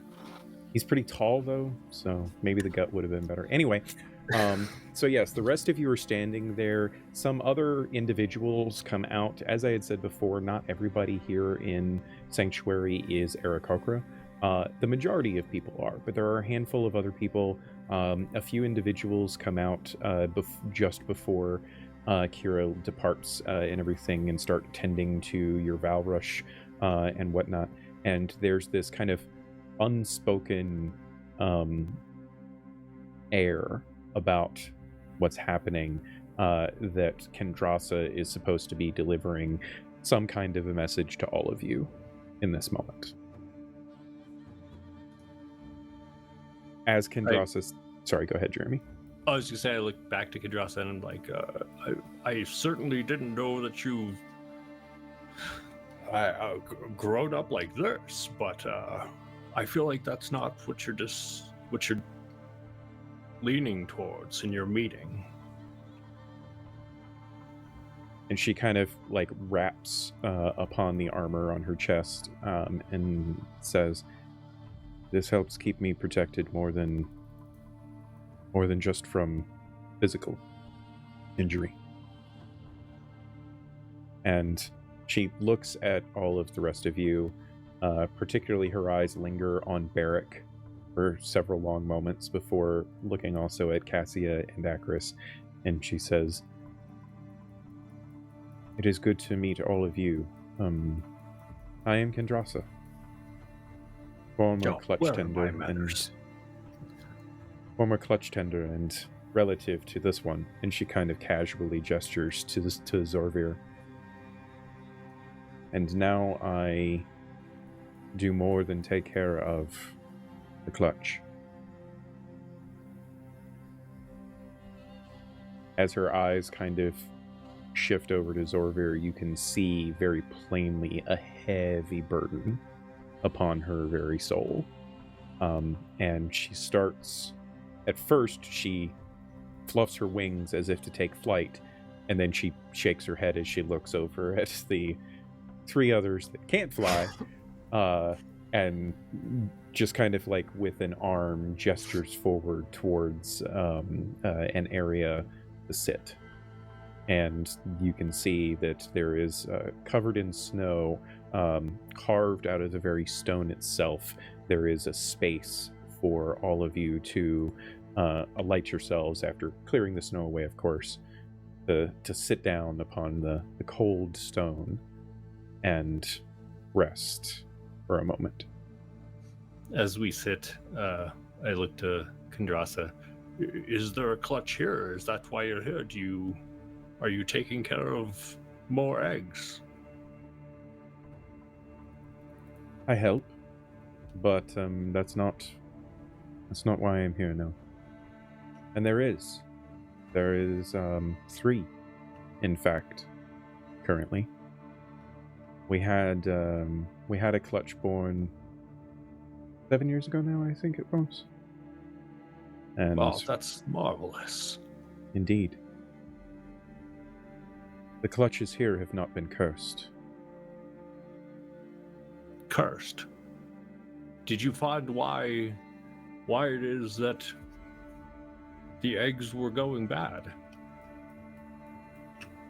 I did. That's marvelous. No, Zorvir. No, it is not. And you can tell that she's like fighting back emotions as she says this. I don't understand it. We've sought an answer for years. Yes. And we were fools with it. We could not possibly comprehend the magnitude of what transpired 5 centuries ago. I'm going to think on that. Would I have any inkling as to what she's referring to? Give me a history check. Showa. That's an 18 on the die plus 12. So that is a 30. You have no idea. Okay. I'm kidding. 30. Jesus Christ. Well, after that nut 20 thing you did to Ian earlier, I'm not sure if you are kidding. Right? So, no, that immediately popping into your mind, you know that 5 centuries ago was when Duranton began his crusade to conquer the continent. Okay. That's the only thing of, like, there's lots of small things in that endeavor at the beginning, but that's the first thing that would pop into Zorvir's mind. Okay. I'm going to let her continue and not say anything yet. As she is still, like, staring at Zorvir, she says, there was a time, cousin, that this place was merely a meditative vacation for the many of our kind that would come here. These mountains were once the keepers of whispers and songs, with our voices resonating through the valleys.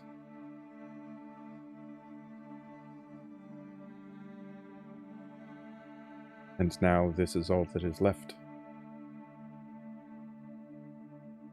The handful of us that exist in the rest of the Empire are a horrifyingly frail shadow of what our people once were. Zorvir goes to interrupt, but then doesn't, because he knows that she's right. The Aarakocra tribes from then were the guardians of the eastern skies. There were 3 prominent amongst us, the Golden Talons that were revered for their wisdom, the Azure Wings, who excelled in all manner of art and music, and the Crimson Feathers, who were the staunchest and most valiant of warriors in the entirety of lands. They existed in ethereal settlements all along the eastern side of the Aelress, down in the plateaus and the foothills, with their dwellings built atop the tallest trees, seemingly kissing the heavens for most that would walk the land, but our kind, just a convenient place to call home. Their songs held magic that could heal and protect, and were the most devout peace bringers that you could possibly think. They worshipped the winds and the sun. Our festivities were breathtaking aerial dances, and they sung melodies that could tug at your very soul. And that's when Duranton turned his covetous eye upon our bountiful lands. And the tribes, they met Duranton and the newcomers with warmth. They were not opposed to those that could not alight to the sky. The Talons counseled prudence. The Azure Wings wanted to sing the songs of camaraderie, and the Crimson Feathers, they maintained the vigilant watch that was necessary. And it was a good thing as well. With honeyed words, Duranton dispatched emissaries with trinkets and promises, and the Aarakocra, we cherished freedom above all else. Such enticements were not of our people, and they were rebuffed, as the skies should never be tainted by such frivolous things. But Duranton's ego was bruised by the refusal, and he unleashed the Aegis battalions upon the plains and the foothills. The tribes united, of course, under the common banner, the Crimson Feathers at the vanguard. It was not much of a fight.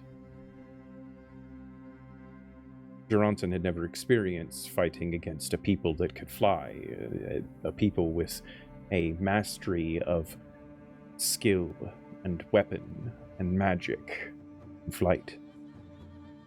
He was chastened by the tenacity of our people, and he called forth an assembly of mages. The Circle of the Atrament, we came to know them to be.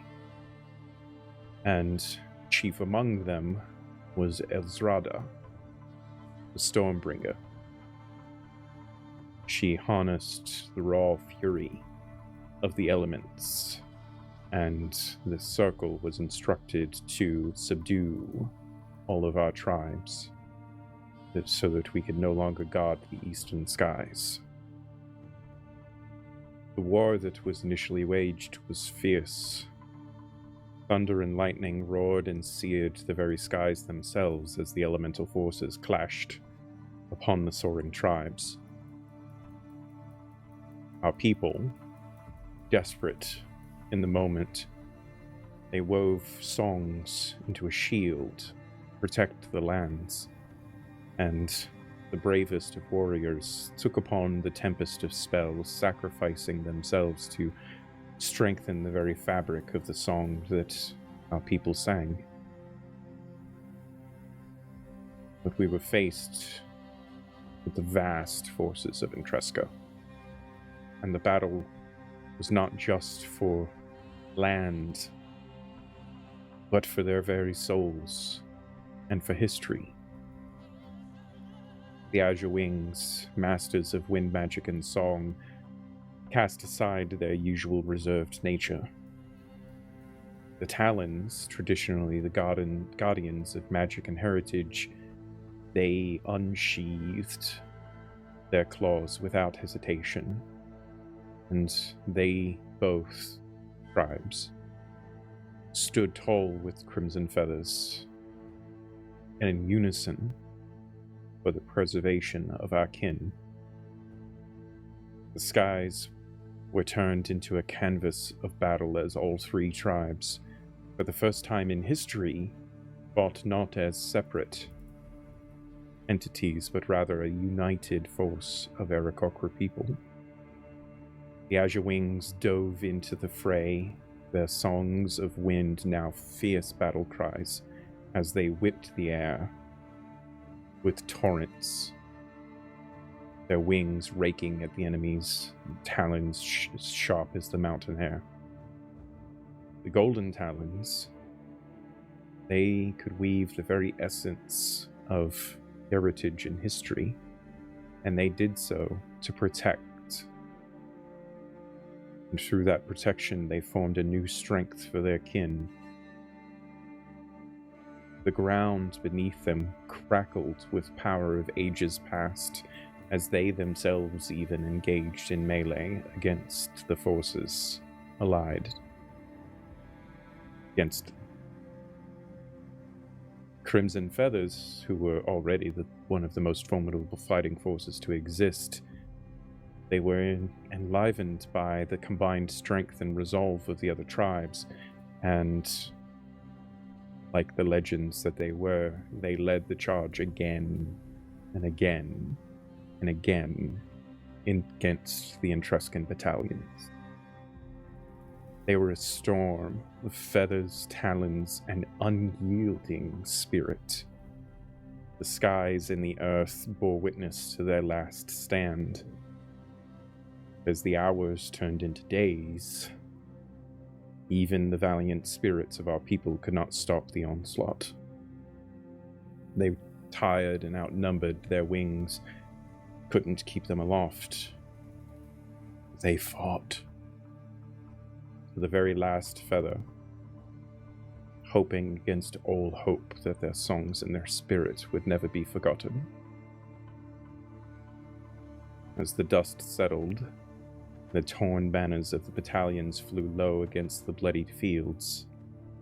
Duranton himself stood atop a hill overlooking the carnage. The once lush and serene lands of our people lay scarred.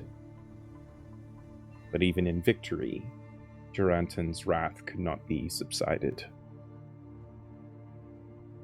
The audacity of our people defending our homeland had wounded his pride.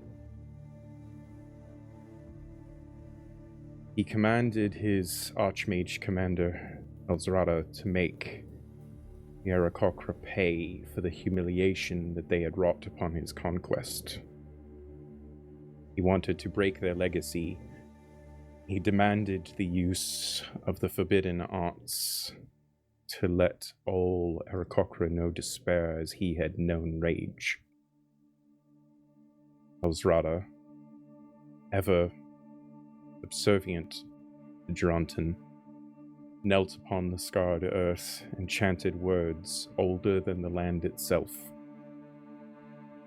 The skies turned an unnatural purple, and the winds carried the wails of the countless spirits that had perished in those days. In the heart of what was once Aarakocra's vibrant civilization, sinister black seeped into the very essence of the Aarakocra who had been captured or who had surrendered. It coursed through their veins like an icy void curse that began to take away their ability to bring new life into the world. And as the ritual completed, cries of our people filled the air. This curse of infertility was not just an end to so many lineages, but it shattered the rich tapestry of their culture. They were absorbed into Intrescan society, the few that remained. Once a people with flourishing traditions passed down through generations, they found themselves lost.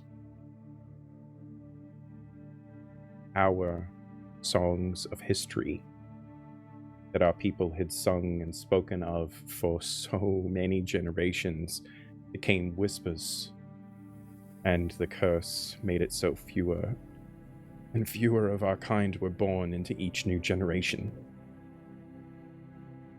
The remnants of those that were not involved in the battles against Tranta fled here into the Aelress, but they themselves were burdened with sorrow and sought refuge, not just for their survival, to hide, but to escape the world that had been so cruel to them in that moment. And she kind of gestures around. Here they found sanctuary. And they pledged here to preserve what dwindling culture was left, and to make sure that the songs of the fallen were always on the skies. They are suppressed, but unwavering. And she kind of looks wistfully at a handful of the Aarakocra that are flying around. Their spirits are very much like the wind, ever present, and awaiting the day that the skies can embrace them once again.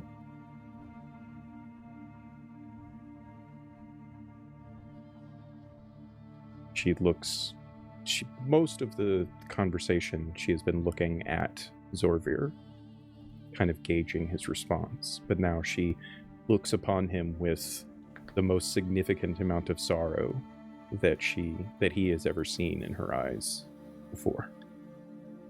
So, real quick, how does this compare with the history that I know? Give me Actually, no, I think you've got more than enough efficiencies and intelligence. Assuming that everything she said was true, it clicks over in your mind why there were so many clutches that were lost, and why they just kept getting smaller and smaller. A forbidden magic comes from before recorded history, so thousands of years in the past. And it's forbidden for reasons that most don't even comprehend. Like, it's the kind of thing that religious orders to various ascendant come forward and say, if you are found using this magic, where no matter how you came to it, you will be slain, because it is such a vile threat to the world itself.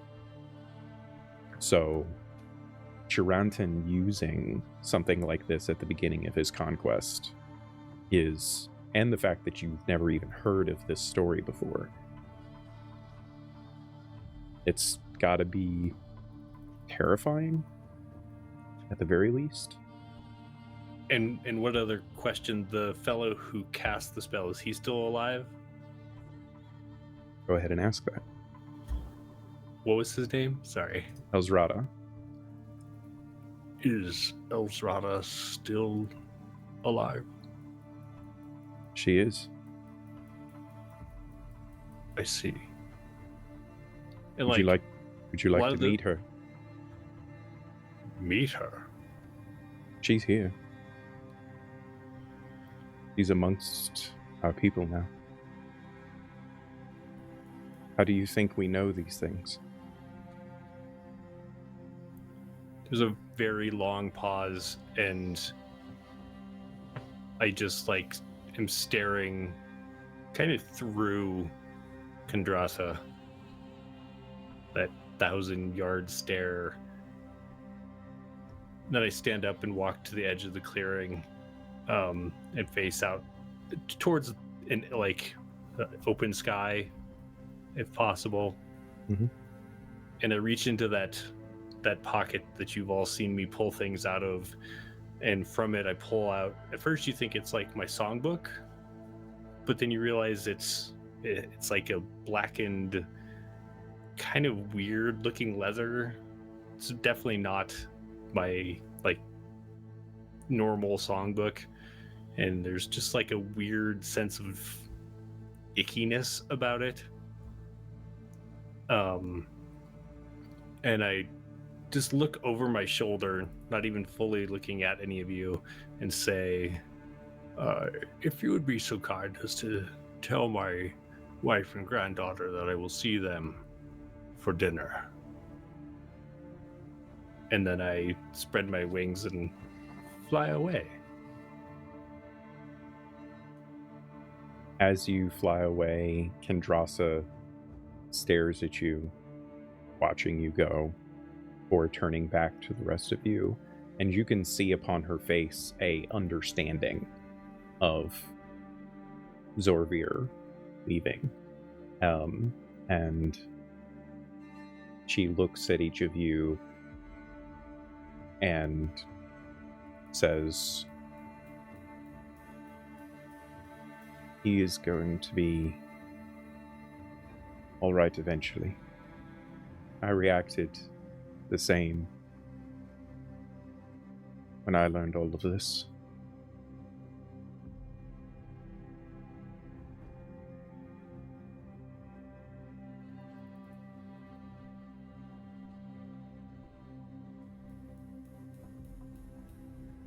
Is there anything that I can answer for you?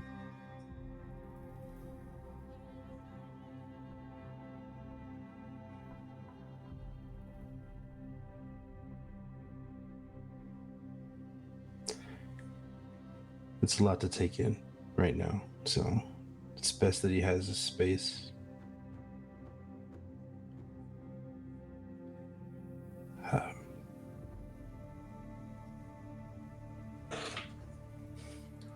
Aelress just kind of looks around at everyone else like, oh, hey. I can't begin to imagine the pain that this brings you. Yeah, I've been dealing with it for a while, and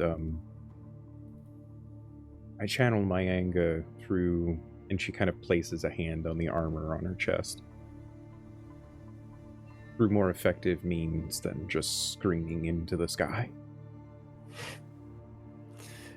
I'll just nod and sort of tap at my breastplate. I understand. Lord Beric, you know, I've never met Duranton. I've seen him from afar through some parade or another. You've seen him very much up close. I have. You think that this story rings truth?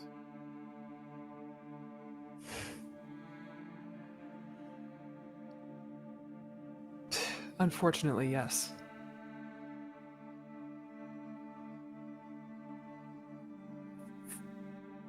From what I've seen and done, I can say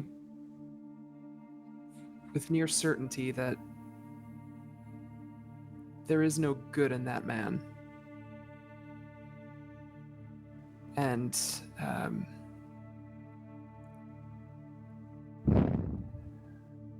I'm grateful that we're at a place that we have realized this and can hopefully work to make things right.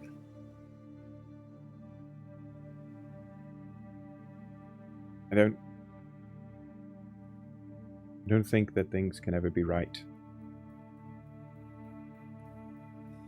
But at the very least, no one else should be made to suffer from what that man does to history.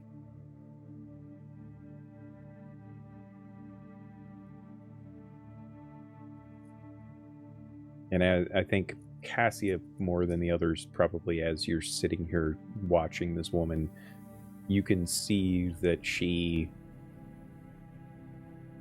hates with every feather upon her form. And it is horrifyingly painful and difficult for her to keep that hate at bay.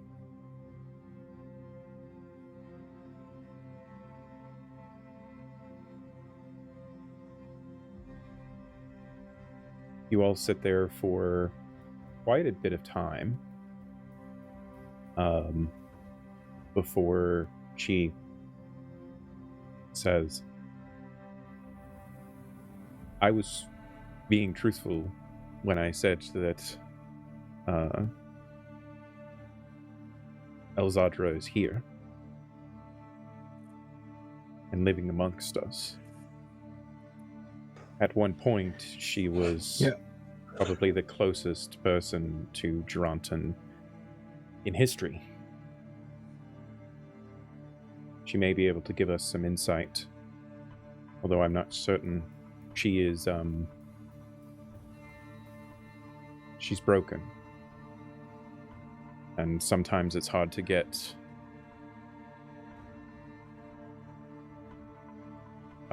coherence out of her at times. But if any of you wish to speak with her, I can take you.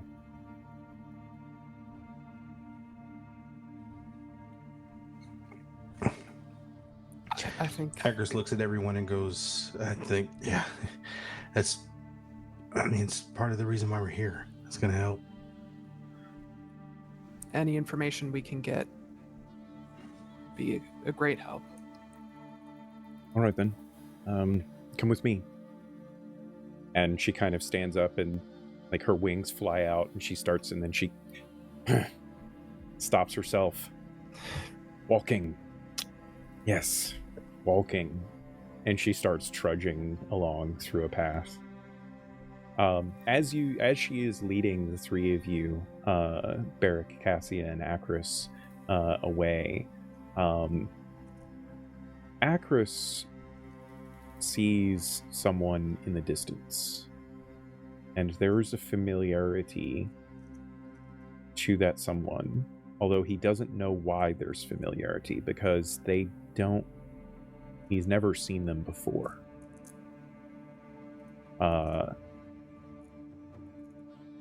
He sees a Aarakocra standing in the distance, just watching all of you as you come closer and closer to him, as if he's waiting. Kendrasa doesn't seem to be paying too much mind to the very, very old and seemingly wizened, and when I say old, he's even older than Zorvir. Aarakocra man standing in golden robes, obviously using a cane, his wings probably no longer able to even carry his form, from what you can see anyway. And as you come closer to him and start to turn down a path that would lead you away from him, the man steps forward, and his eyes have not moved away from Aelress in the slightest. And he clears his throat and he says, "You there, young man, can I have a word?"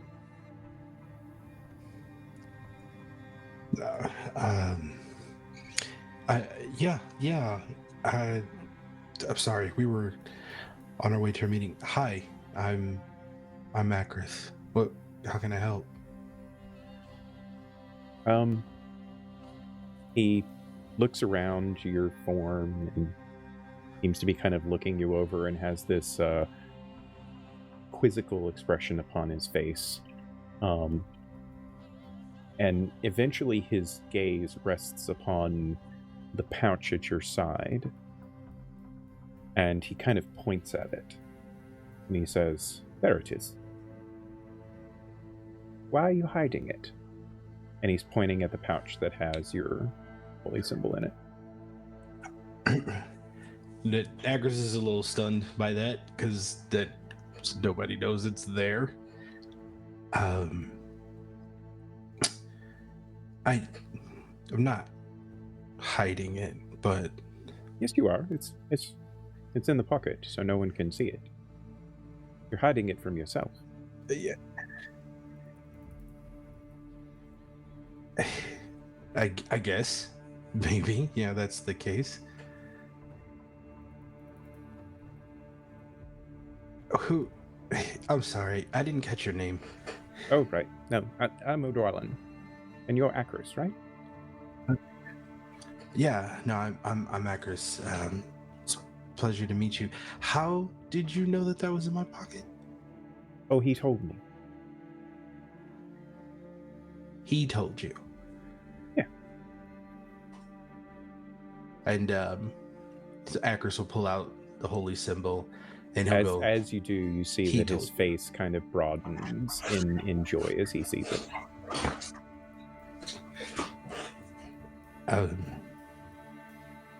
Aelress is actually going to take the holy symbol, and he's going to kind of gesture it towards him. Here, if you want it, you can have it. No. And he kind of reaches down into his robes and like ferrets around and like yanks out a couple of feathers and tosses them away and goes back in, and then he pulls out a holy symbol almost identical, and he just kind of drapes it in front of his robes. Oh, wait. So you're a believer, follower, Vim Radal? I thought he mostly looked over dragonborn, dragonkind. I mean, anyone can. Are you a dragon? Anyone can follow. I mean, are you saying that I shouldn't? No, I wouldn't expect it. I didn't know if Eric Kokra had their own. I'm glad. And he kind of just steps forward and he uses the hook in his staff to like grab onto your elbow and like spin you around, and he starts walking and he kind of like gestures you along to walk with him. And he says, "We have to go and take care of you, my friend. Would you like... We have to... Yes, we have to go and take care of you. You are spent. You need some time in... Well, at first, a bath. Because it's obvious you haven't had that in quite some time. But there is a meditation place that I'm taking you to that will help. I promise." Okay. Okay. Yeah. So the rest of the Barrack and Cassia just kind of see Aelress being carried off by this old bird man. Oh, we lost Beth. I'll meet with you guys in a minute. I'm not going anywhere. So. Oh no, you won't see him for at least a day. And he just keeps carrying you away. Barrack will look to Cassia. Do you think that's okay? I think he's fine. The old man He's fine. has things well under control. It probably will be good for young Aelress to go with him. Things have been so weird. So Ian, we will be handling that off camera in some discussion throughout the coming week, but basically Aelress is being led away to apparently deal with whatever issues he is currently having with my Karate Kid moment. It's like that scene in The Wizard of Oz when they're like buffing out the Tin Man and they're giving the Cowardly Lion a perm and stuff, restuffing the Scarecrow. It's like that. It's like a whole montage. Yeah. sure. All of those things happening to Aelress simultaneously. Oh yeah. So, Barrick and Cassia, the two of you are led up and through Sanctuary, where you get to see Sanctuary at its fullest. You are led through and around much of the place where you get to see so many of the denizens going about their daily lives, and probably in such a way that neither of you have ever experienced for yourselves. Everyone here just seems content. No one is rushed to do anything.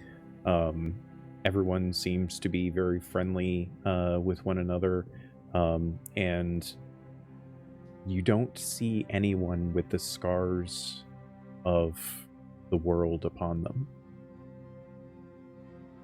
You are eventually led to a cave entrance, but it is a cave entrance more in that it's just a hole in the side of the mountain, and as you're traversing through it, you are led into a cave that is open air to the sky, right? It's like this hidden alcove inside of one of the crevices of the mountain itself. And as you are escorted through this space, Kendrasa, of course, leading you... Oh, eventually, there we go. Kendrasa leading you through all of it, you find yourselves in what appears to be a perfect gardenscape. There are trees and flowers, and there is a natural warmth about this place that cries to you as something notable in the power of it. Particularly for Cassia, there is an almost reverence in this space. And Cassia is able to pick up on a few telltale signs of Cordelune's influence amongst the natural fauna that are here. And as you are escorted through, there are a handful of Aarakocra tending to the various fauna around. But eventually you are led to what appears to be an elven woman. Very, very old elven woman. Her hair, probably once jet black, is now mostly grayed, and she carries upon her obvious scars of magical corruption. Her hands are almost pure black, not from tending to the soil or anything of the like, but her skin itself has been corrupted and tainted and is almost cracking and brittle as she moves her hands, but it seems to cause her no pain.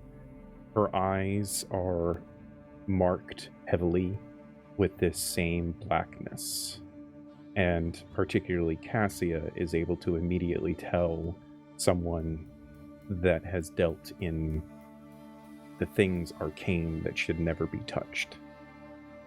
You also can very easily see an amulet dangling from a long leather cord around her neck that gives off a luminescent green glow about it, and can tell pretty well that that is probably some type of control to prevent her from having any contact with magic of any kind. And as she finishes with a flower, she looks up and sees Kendrasa, and there's a smile on her face. And you know the story of this woman. And you are, of course you have free will in this, but it is shocking to say the least, to see this woman with this story standing before you as she rises from the ground, and you can tell her age as she does so. And she looks at Kendrasa and she says, "Oh, hello. I am joyed to see you again."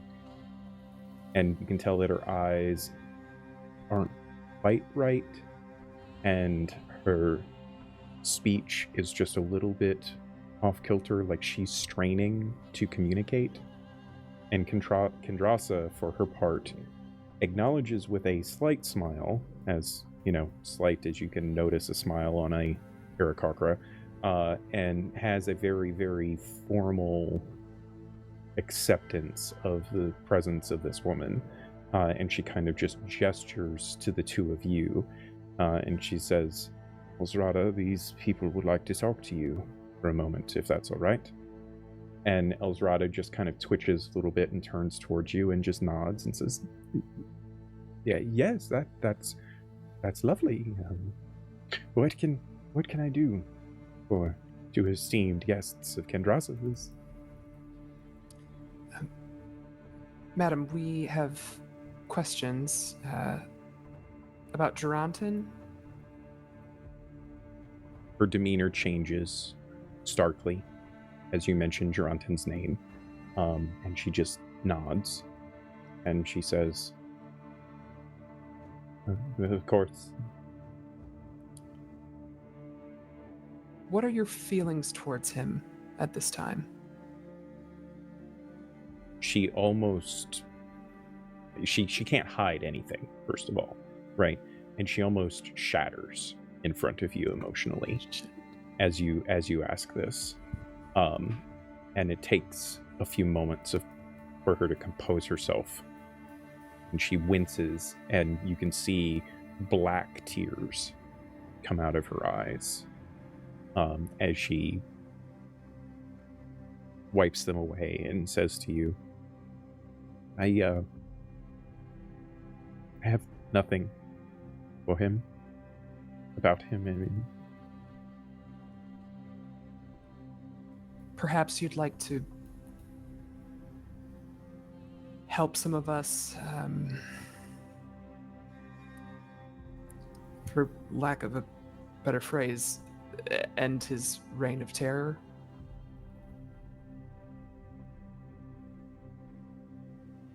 Can't. No one can.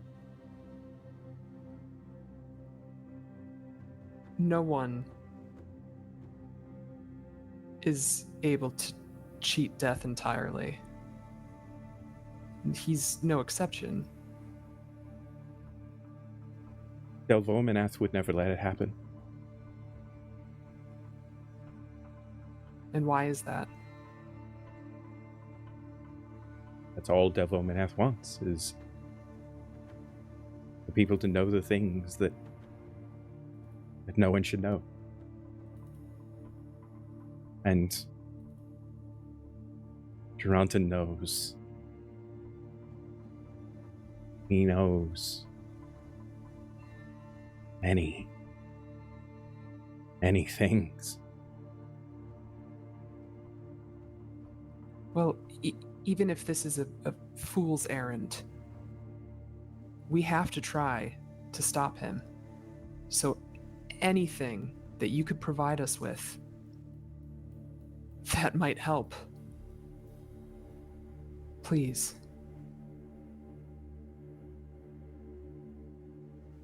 I don't want more people to die.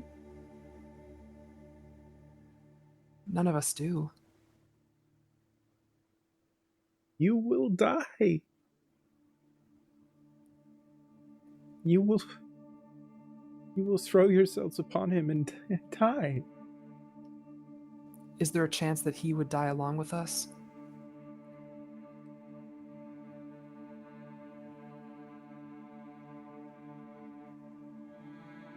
Maybe. Then it's worth it. What can you tell us?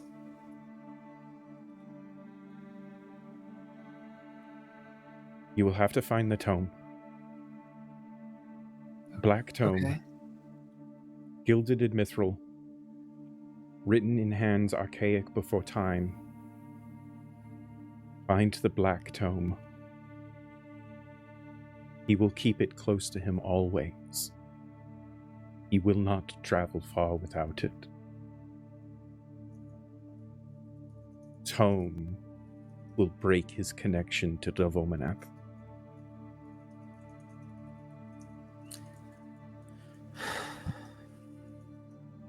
he have magic that would prevent us from obtaining the tome?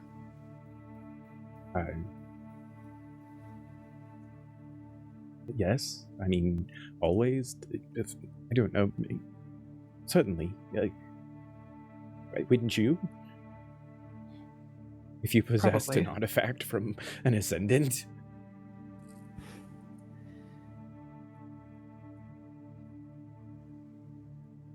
If we find this tome, do we destroy it? Yes. What must be done? Yes. End the tome, end his connection. And Whoever does it, though. Whoever does it. That's okay. That's for us to decide. Right. Yes. This is your decisions. Yes. Does he have any weaknesses that you can speak of? Everyone has something. No, not that man. Not your Ransom. And as she is saying that, you can see the tears filling so much that the black of the tear is covering her eye entirely, Jesus. where she couldn't even see through that, and she breaks down into a sobbing agony in front of you. I'll look over to Cassia like... Cassia needs to roll a religion check, please. Oh, God.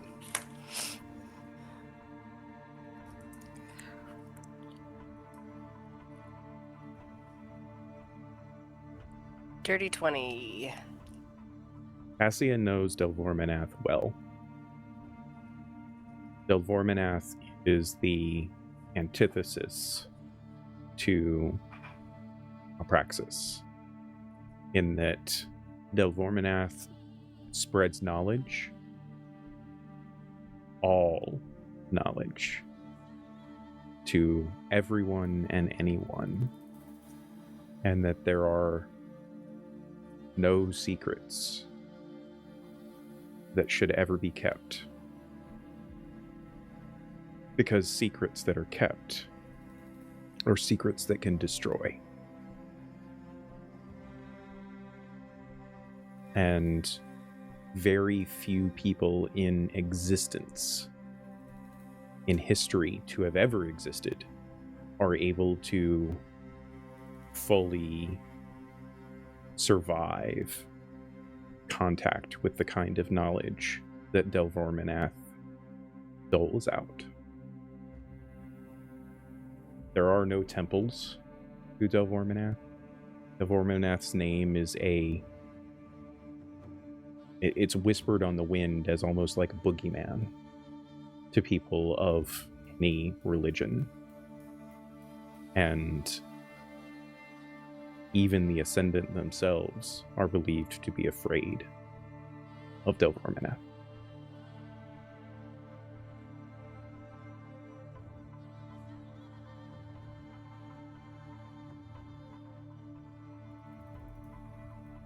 So as this woman breaks down in tears and falls into whatever mental suffering that she lives through every day of her life, some worse than others, Kendrasa kind of puts an arm to the two of you and kind of guides you out of the space. And she says, sorry, it's the enchantment. You see, it keeps her from touching any of the magic that she once had contact with, and when she was no longer in contact with it, she changed. I mean, for the better, I'm sure, in that she's not trying to kill entire species any longer, but it's got some ill effect.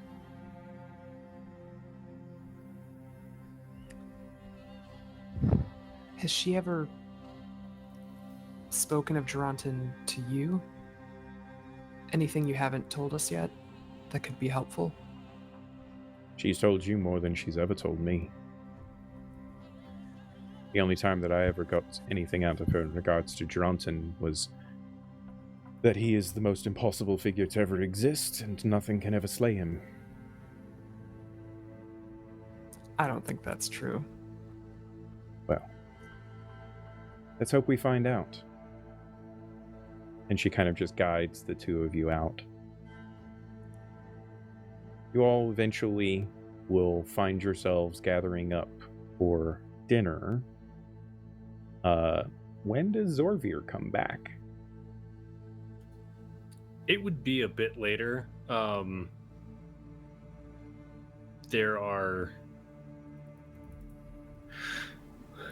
magics that he has never learned before because he doesn't agree with what they do, but he does have the songs of how to do them in that book, and so he went off to before meeting with Elzadra, he wanted to essentially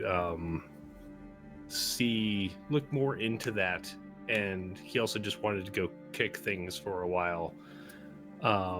So it would probably be a bit before he came back. And then as he lands, I believe Develian has been keeping an eye out for him. Yes? Yes, I think so for sure. When you land, you'll see Develian is standing off to the side, and because it's night, it's long after dinner. You'll actually see that Develian isn't in his typical upkept nature. His doublet jacket is open, revealing his shirt beneath. You can see there's a couple of scars on his chest, like where the shirt kind of hangs open a little bit. And he just stands, and you notice what's something that's odd as well is he's holding a short sword, like he's like holding it almost like you would hold a baby. Mm-hmm. And the short sword is out of the sheath, and it's glowing. It's almost like moonlight is coming out of this sword. Is this a different sword than what you were using previously? Yeah. Okay. Yeah, the previous sword that I had was basically that quartz quill that turned Right. into a rapier. The rapier looked like it was made out of quartz and crystals and stuff. This is actually an actual physical metal sword. Okay. Much more simply, or it's not ornamented, doesn't have a lot of fanciness to it. It's just like real plain looking, but it is glowing. Like it looks like moonlight's coming out of it. Yeah. In the glow of that, you would see that Zorvir's eyes are rimmed in red, but what's maybe stranger, like that's probably understandable, but what's stranger is like there are definitely like veins around his eyes that have blackened. I apologize for missing dinner. I hope you all were well fed. I wouldn't know. I didn't eat either. I can guess that many appetites were ruined today. So now you know what he is capable of. Now you will know what he will do if we do not stop him. Develian takes a step forward, and then he notices your eyes. Mm-hmm. He just kind of, I suppose you do know that. Quite well. I have given my life to a man who I believed had taken care of my people for generations. This betrayal, it's not even a strong enough word. I don't have the words for what he's done. Barbarism. Horror. Murder of a people goes much further than just killing their physical forms. You know this. He has killed your legacy, your legend. It is a crime that cannot ever find a punishment fit. I don't even know what to say to my granddaughter. She'll never have eggs of her own. She'll never have her own children to watch over and to carry on our name, to carry on anything.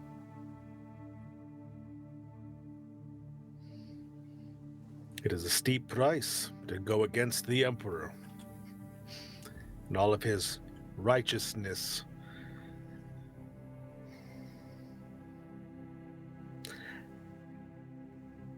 In all of your legends that you know of, do you know of the Haraka? It is an ancient passage, a rite, as it were, of your people. That's only a 16. Do I know of this?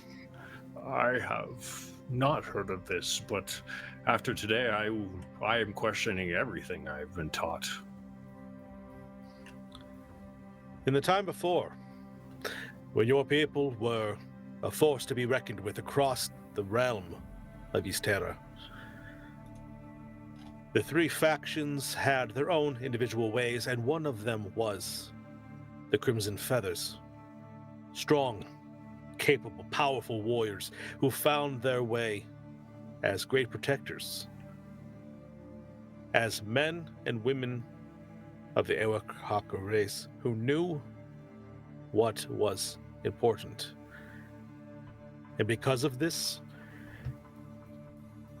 they knew that sacrifice was necessary. The crimson on their feathers was from blood that they would spill in defense against those weaker than them. It was not easy me finding this information because it was erased as well. I found it actually in one of the several books that I stole from Cassia's library. Ah, it was you. Interesting. Well, there was a time where I was alone in this quest to stop our Emperor, our god amongst men. He is no longer my emperor. And you get the feeling if Zorvir could spit, he would. This ancient rite, the Harakra, was a rite in which they would swear themselves to an ideal, to a purpose, that the Crimson Feathers would die willingly to make sure that a duty would be fulfilled, that they would not die until this duty was fulfilled.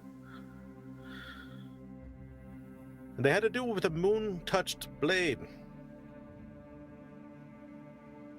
Not easy to find either, but I know people. They would ceremoniously remove certain feathers from themselves permanently and swear upon them. Magic bound by the blade would give them the strength necessary. And so, Zorvir, bardic master of legend, and with just a quick deft flourish, that blade is suddenly in Develian's hand. And he reaches up and he grabs a big giant lock of his hair and he slices it off.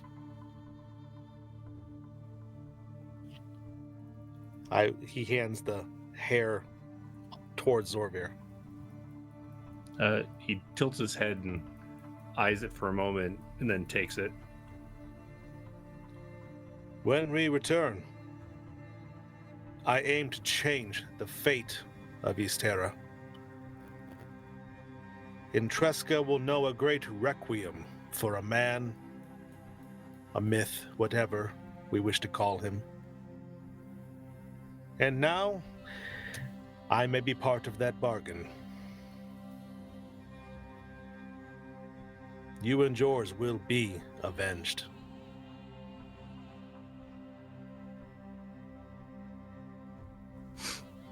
I will hand the sword to him. I will take it. I will express that I feel like Devalian should get inspiration for working the name of the show into his speech. And I'll take it under advisement.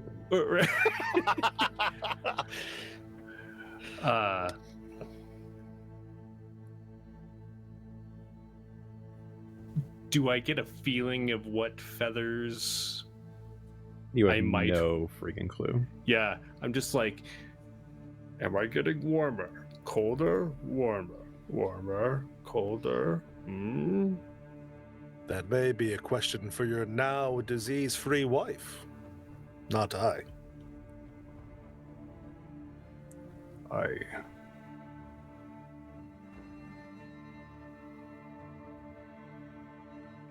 With my passive insight, the fuck?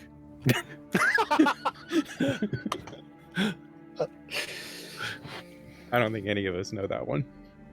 Well, do I feel like you're hinting at she has already done this? No. Oh, okay. No. God, no.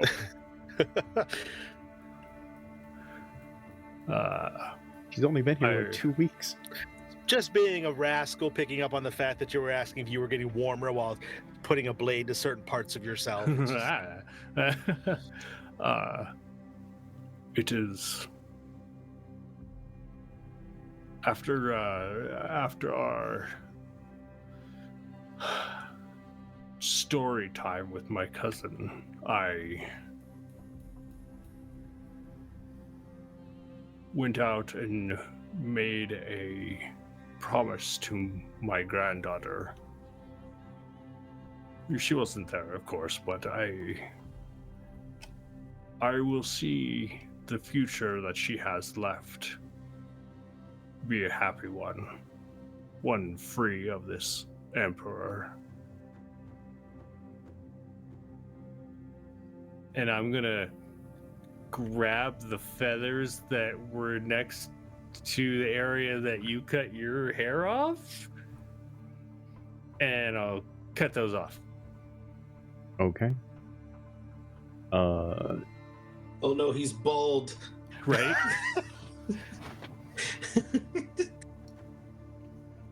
Roll a charisma saving throw for me. Both of I us, or might be just able to him? do this. No, just him. Okay. Oh god, where's my sheet? Hang on. I can do this. 25. Yeah, you can. As the unfamiliarity of this moon-touched blade in your hand,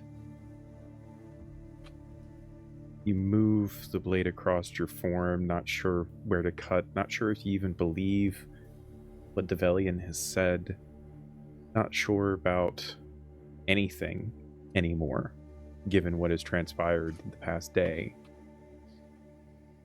You clutch some of your feathers and pull and cut and remove them, and there is an immense pain in the moment that you do that.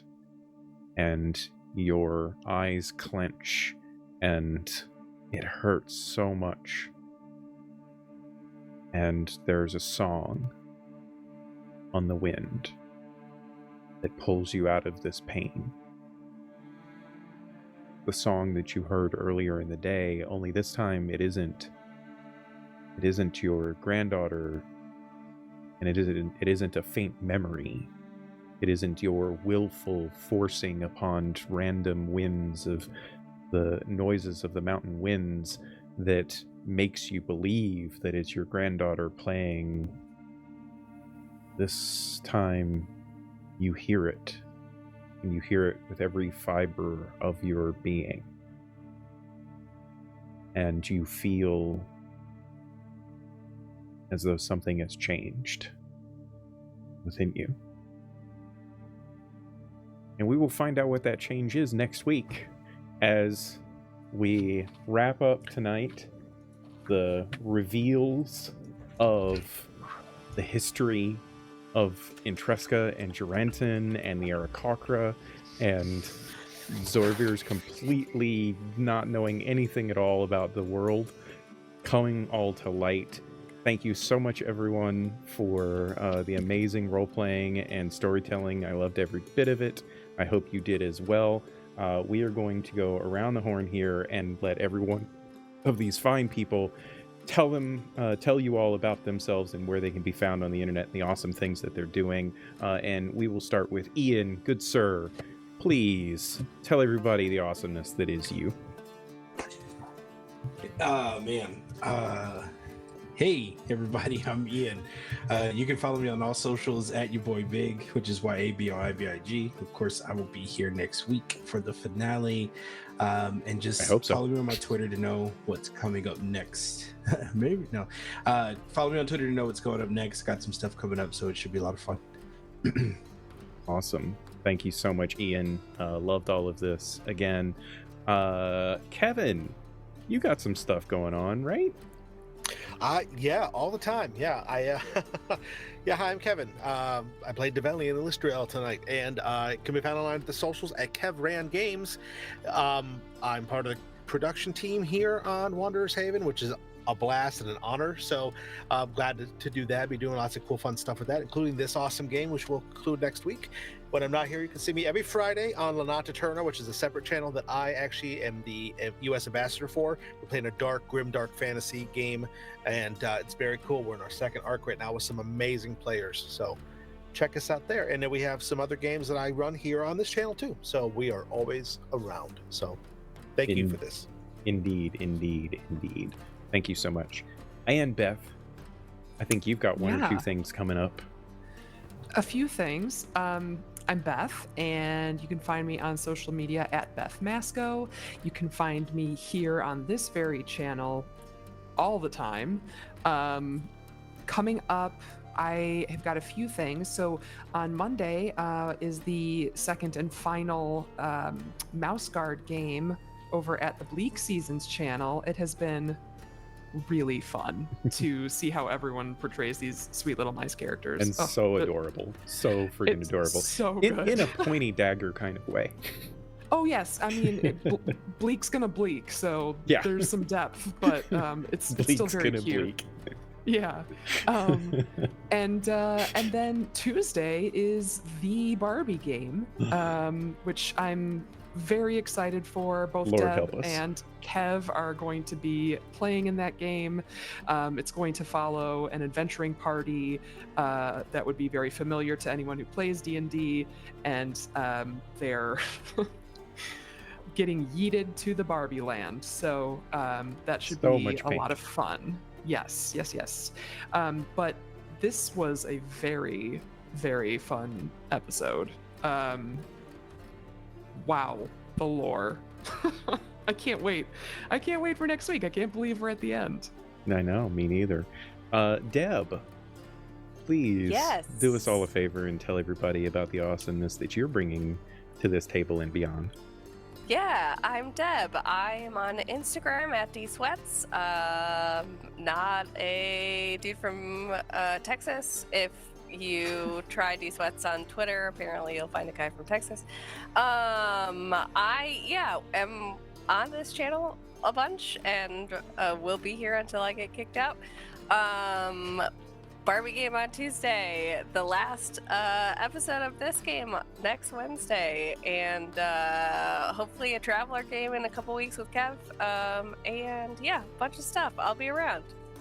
Indeed. I feel like before next week we need to order a shirt for you to wear of that guy from Texas. Yeah, definitely. Yes. Let's do it. Perfect. Let's do it. Oh my god.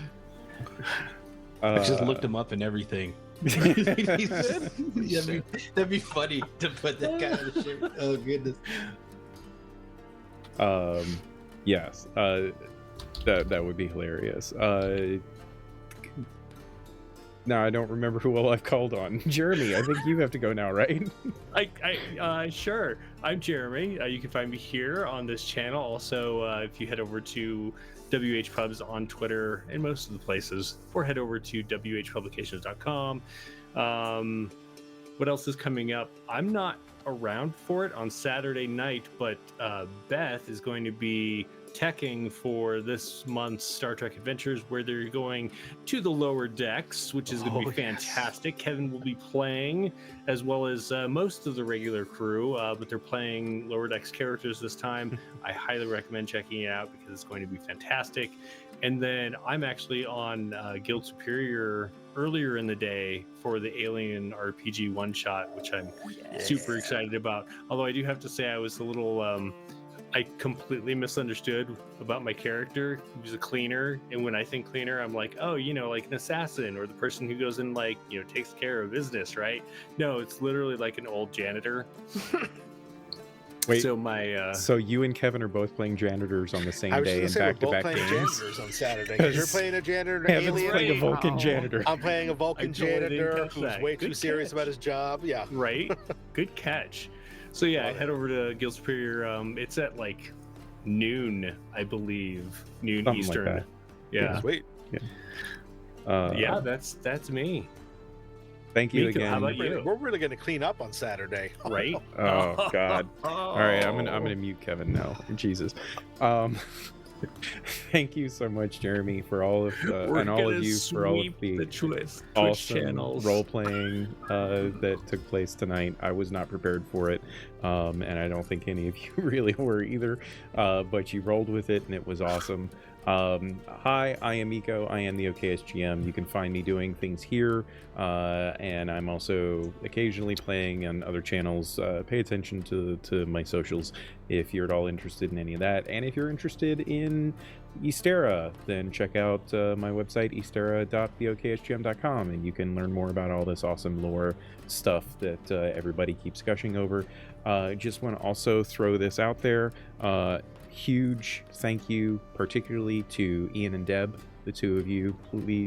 Please accept all of my gratitude, as they have graciously accepted to be regular cast members on future Ysterra stories that are being told. So 2 weeks from now, after we wrap up this awesome story, we're going to be kicking off another story that follows in the wake of the prelude adventure that we had this past Saturday, where we get to learn more about these crazy masks that were uncovered and thieved and brought back into the world from the shadows in which they came. That's going up on YouTube sometime soon, right, Jeremy? Oh yeah. Okay. Yeah, so look for it on YouTube. It'll be there soon enough. Yeah, we are going to raid over to Dork Tales here in just a moment. It looks like they're playing some Dragonlance and have some pretty awesome cosplay going on. So give them a shout out when you get there, because they are pretty awesome. And yeah, I hope to see all of you again next week as we bring this story to its epic conclusion. Dun dun dun. Bye. We'll see you next time, everybody. Cubs win. Cubs win.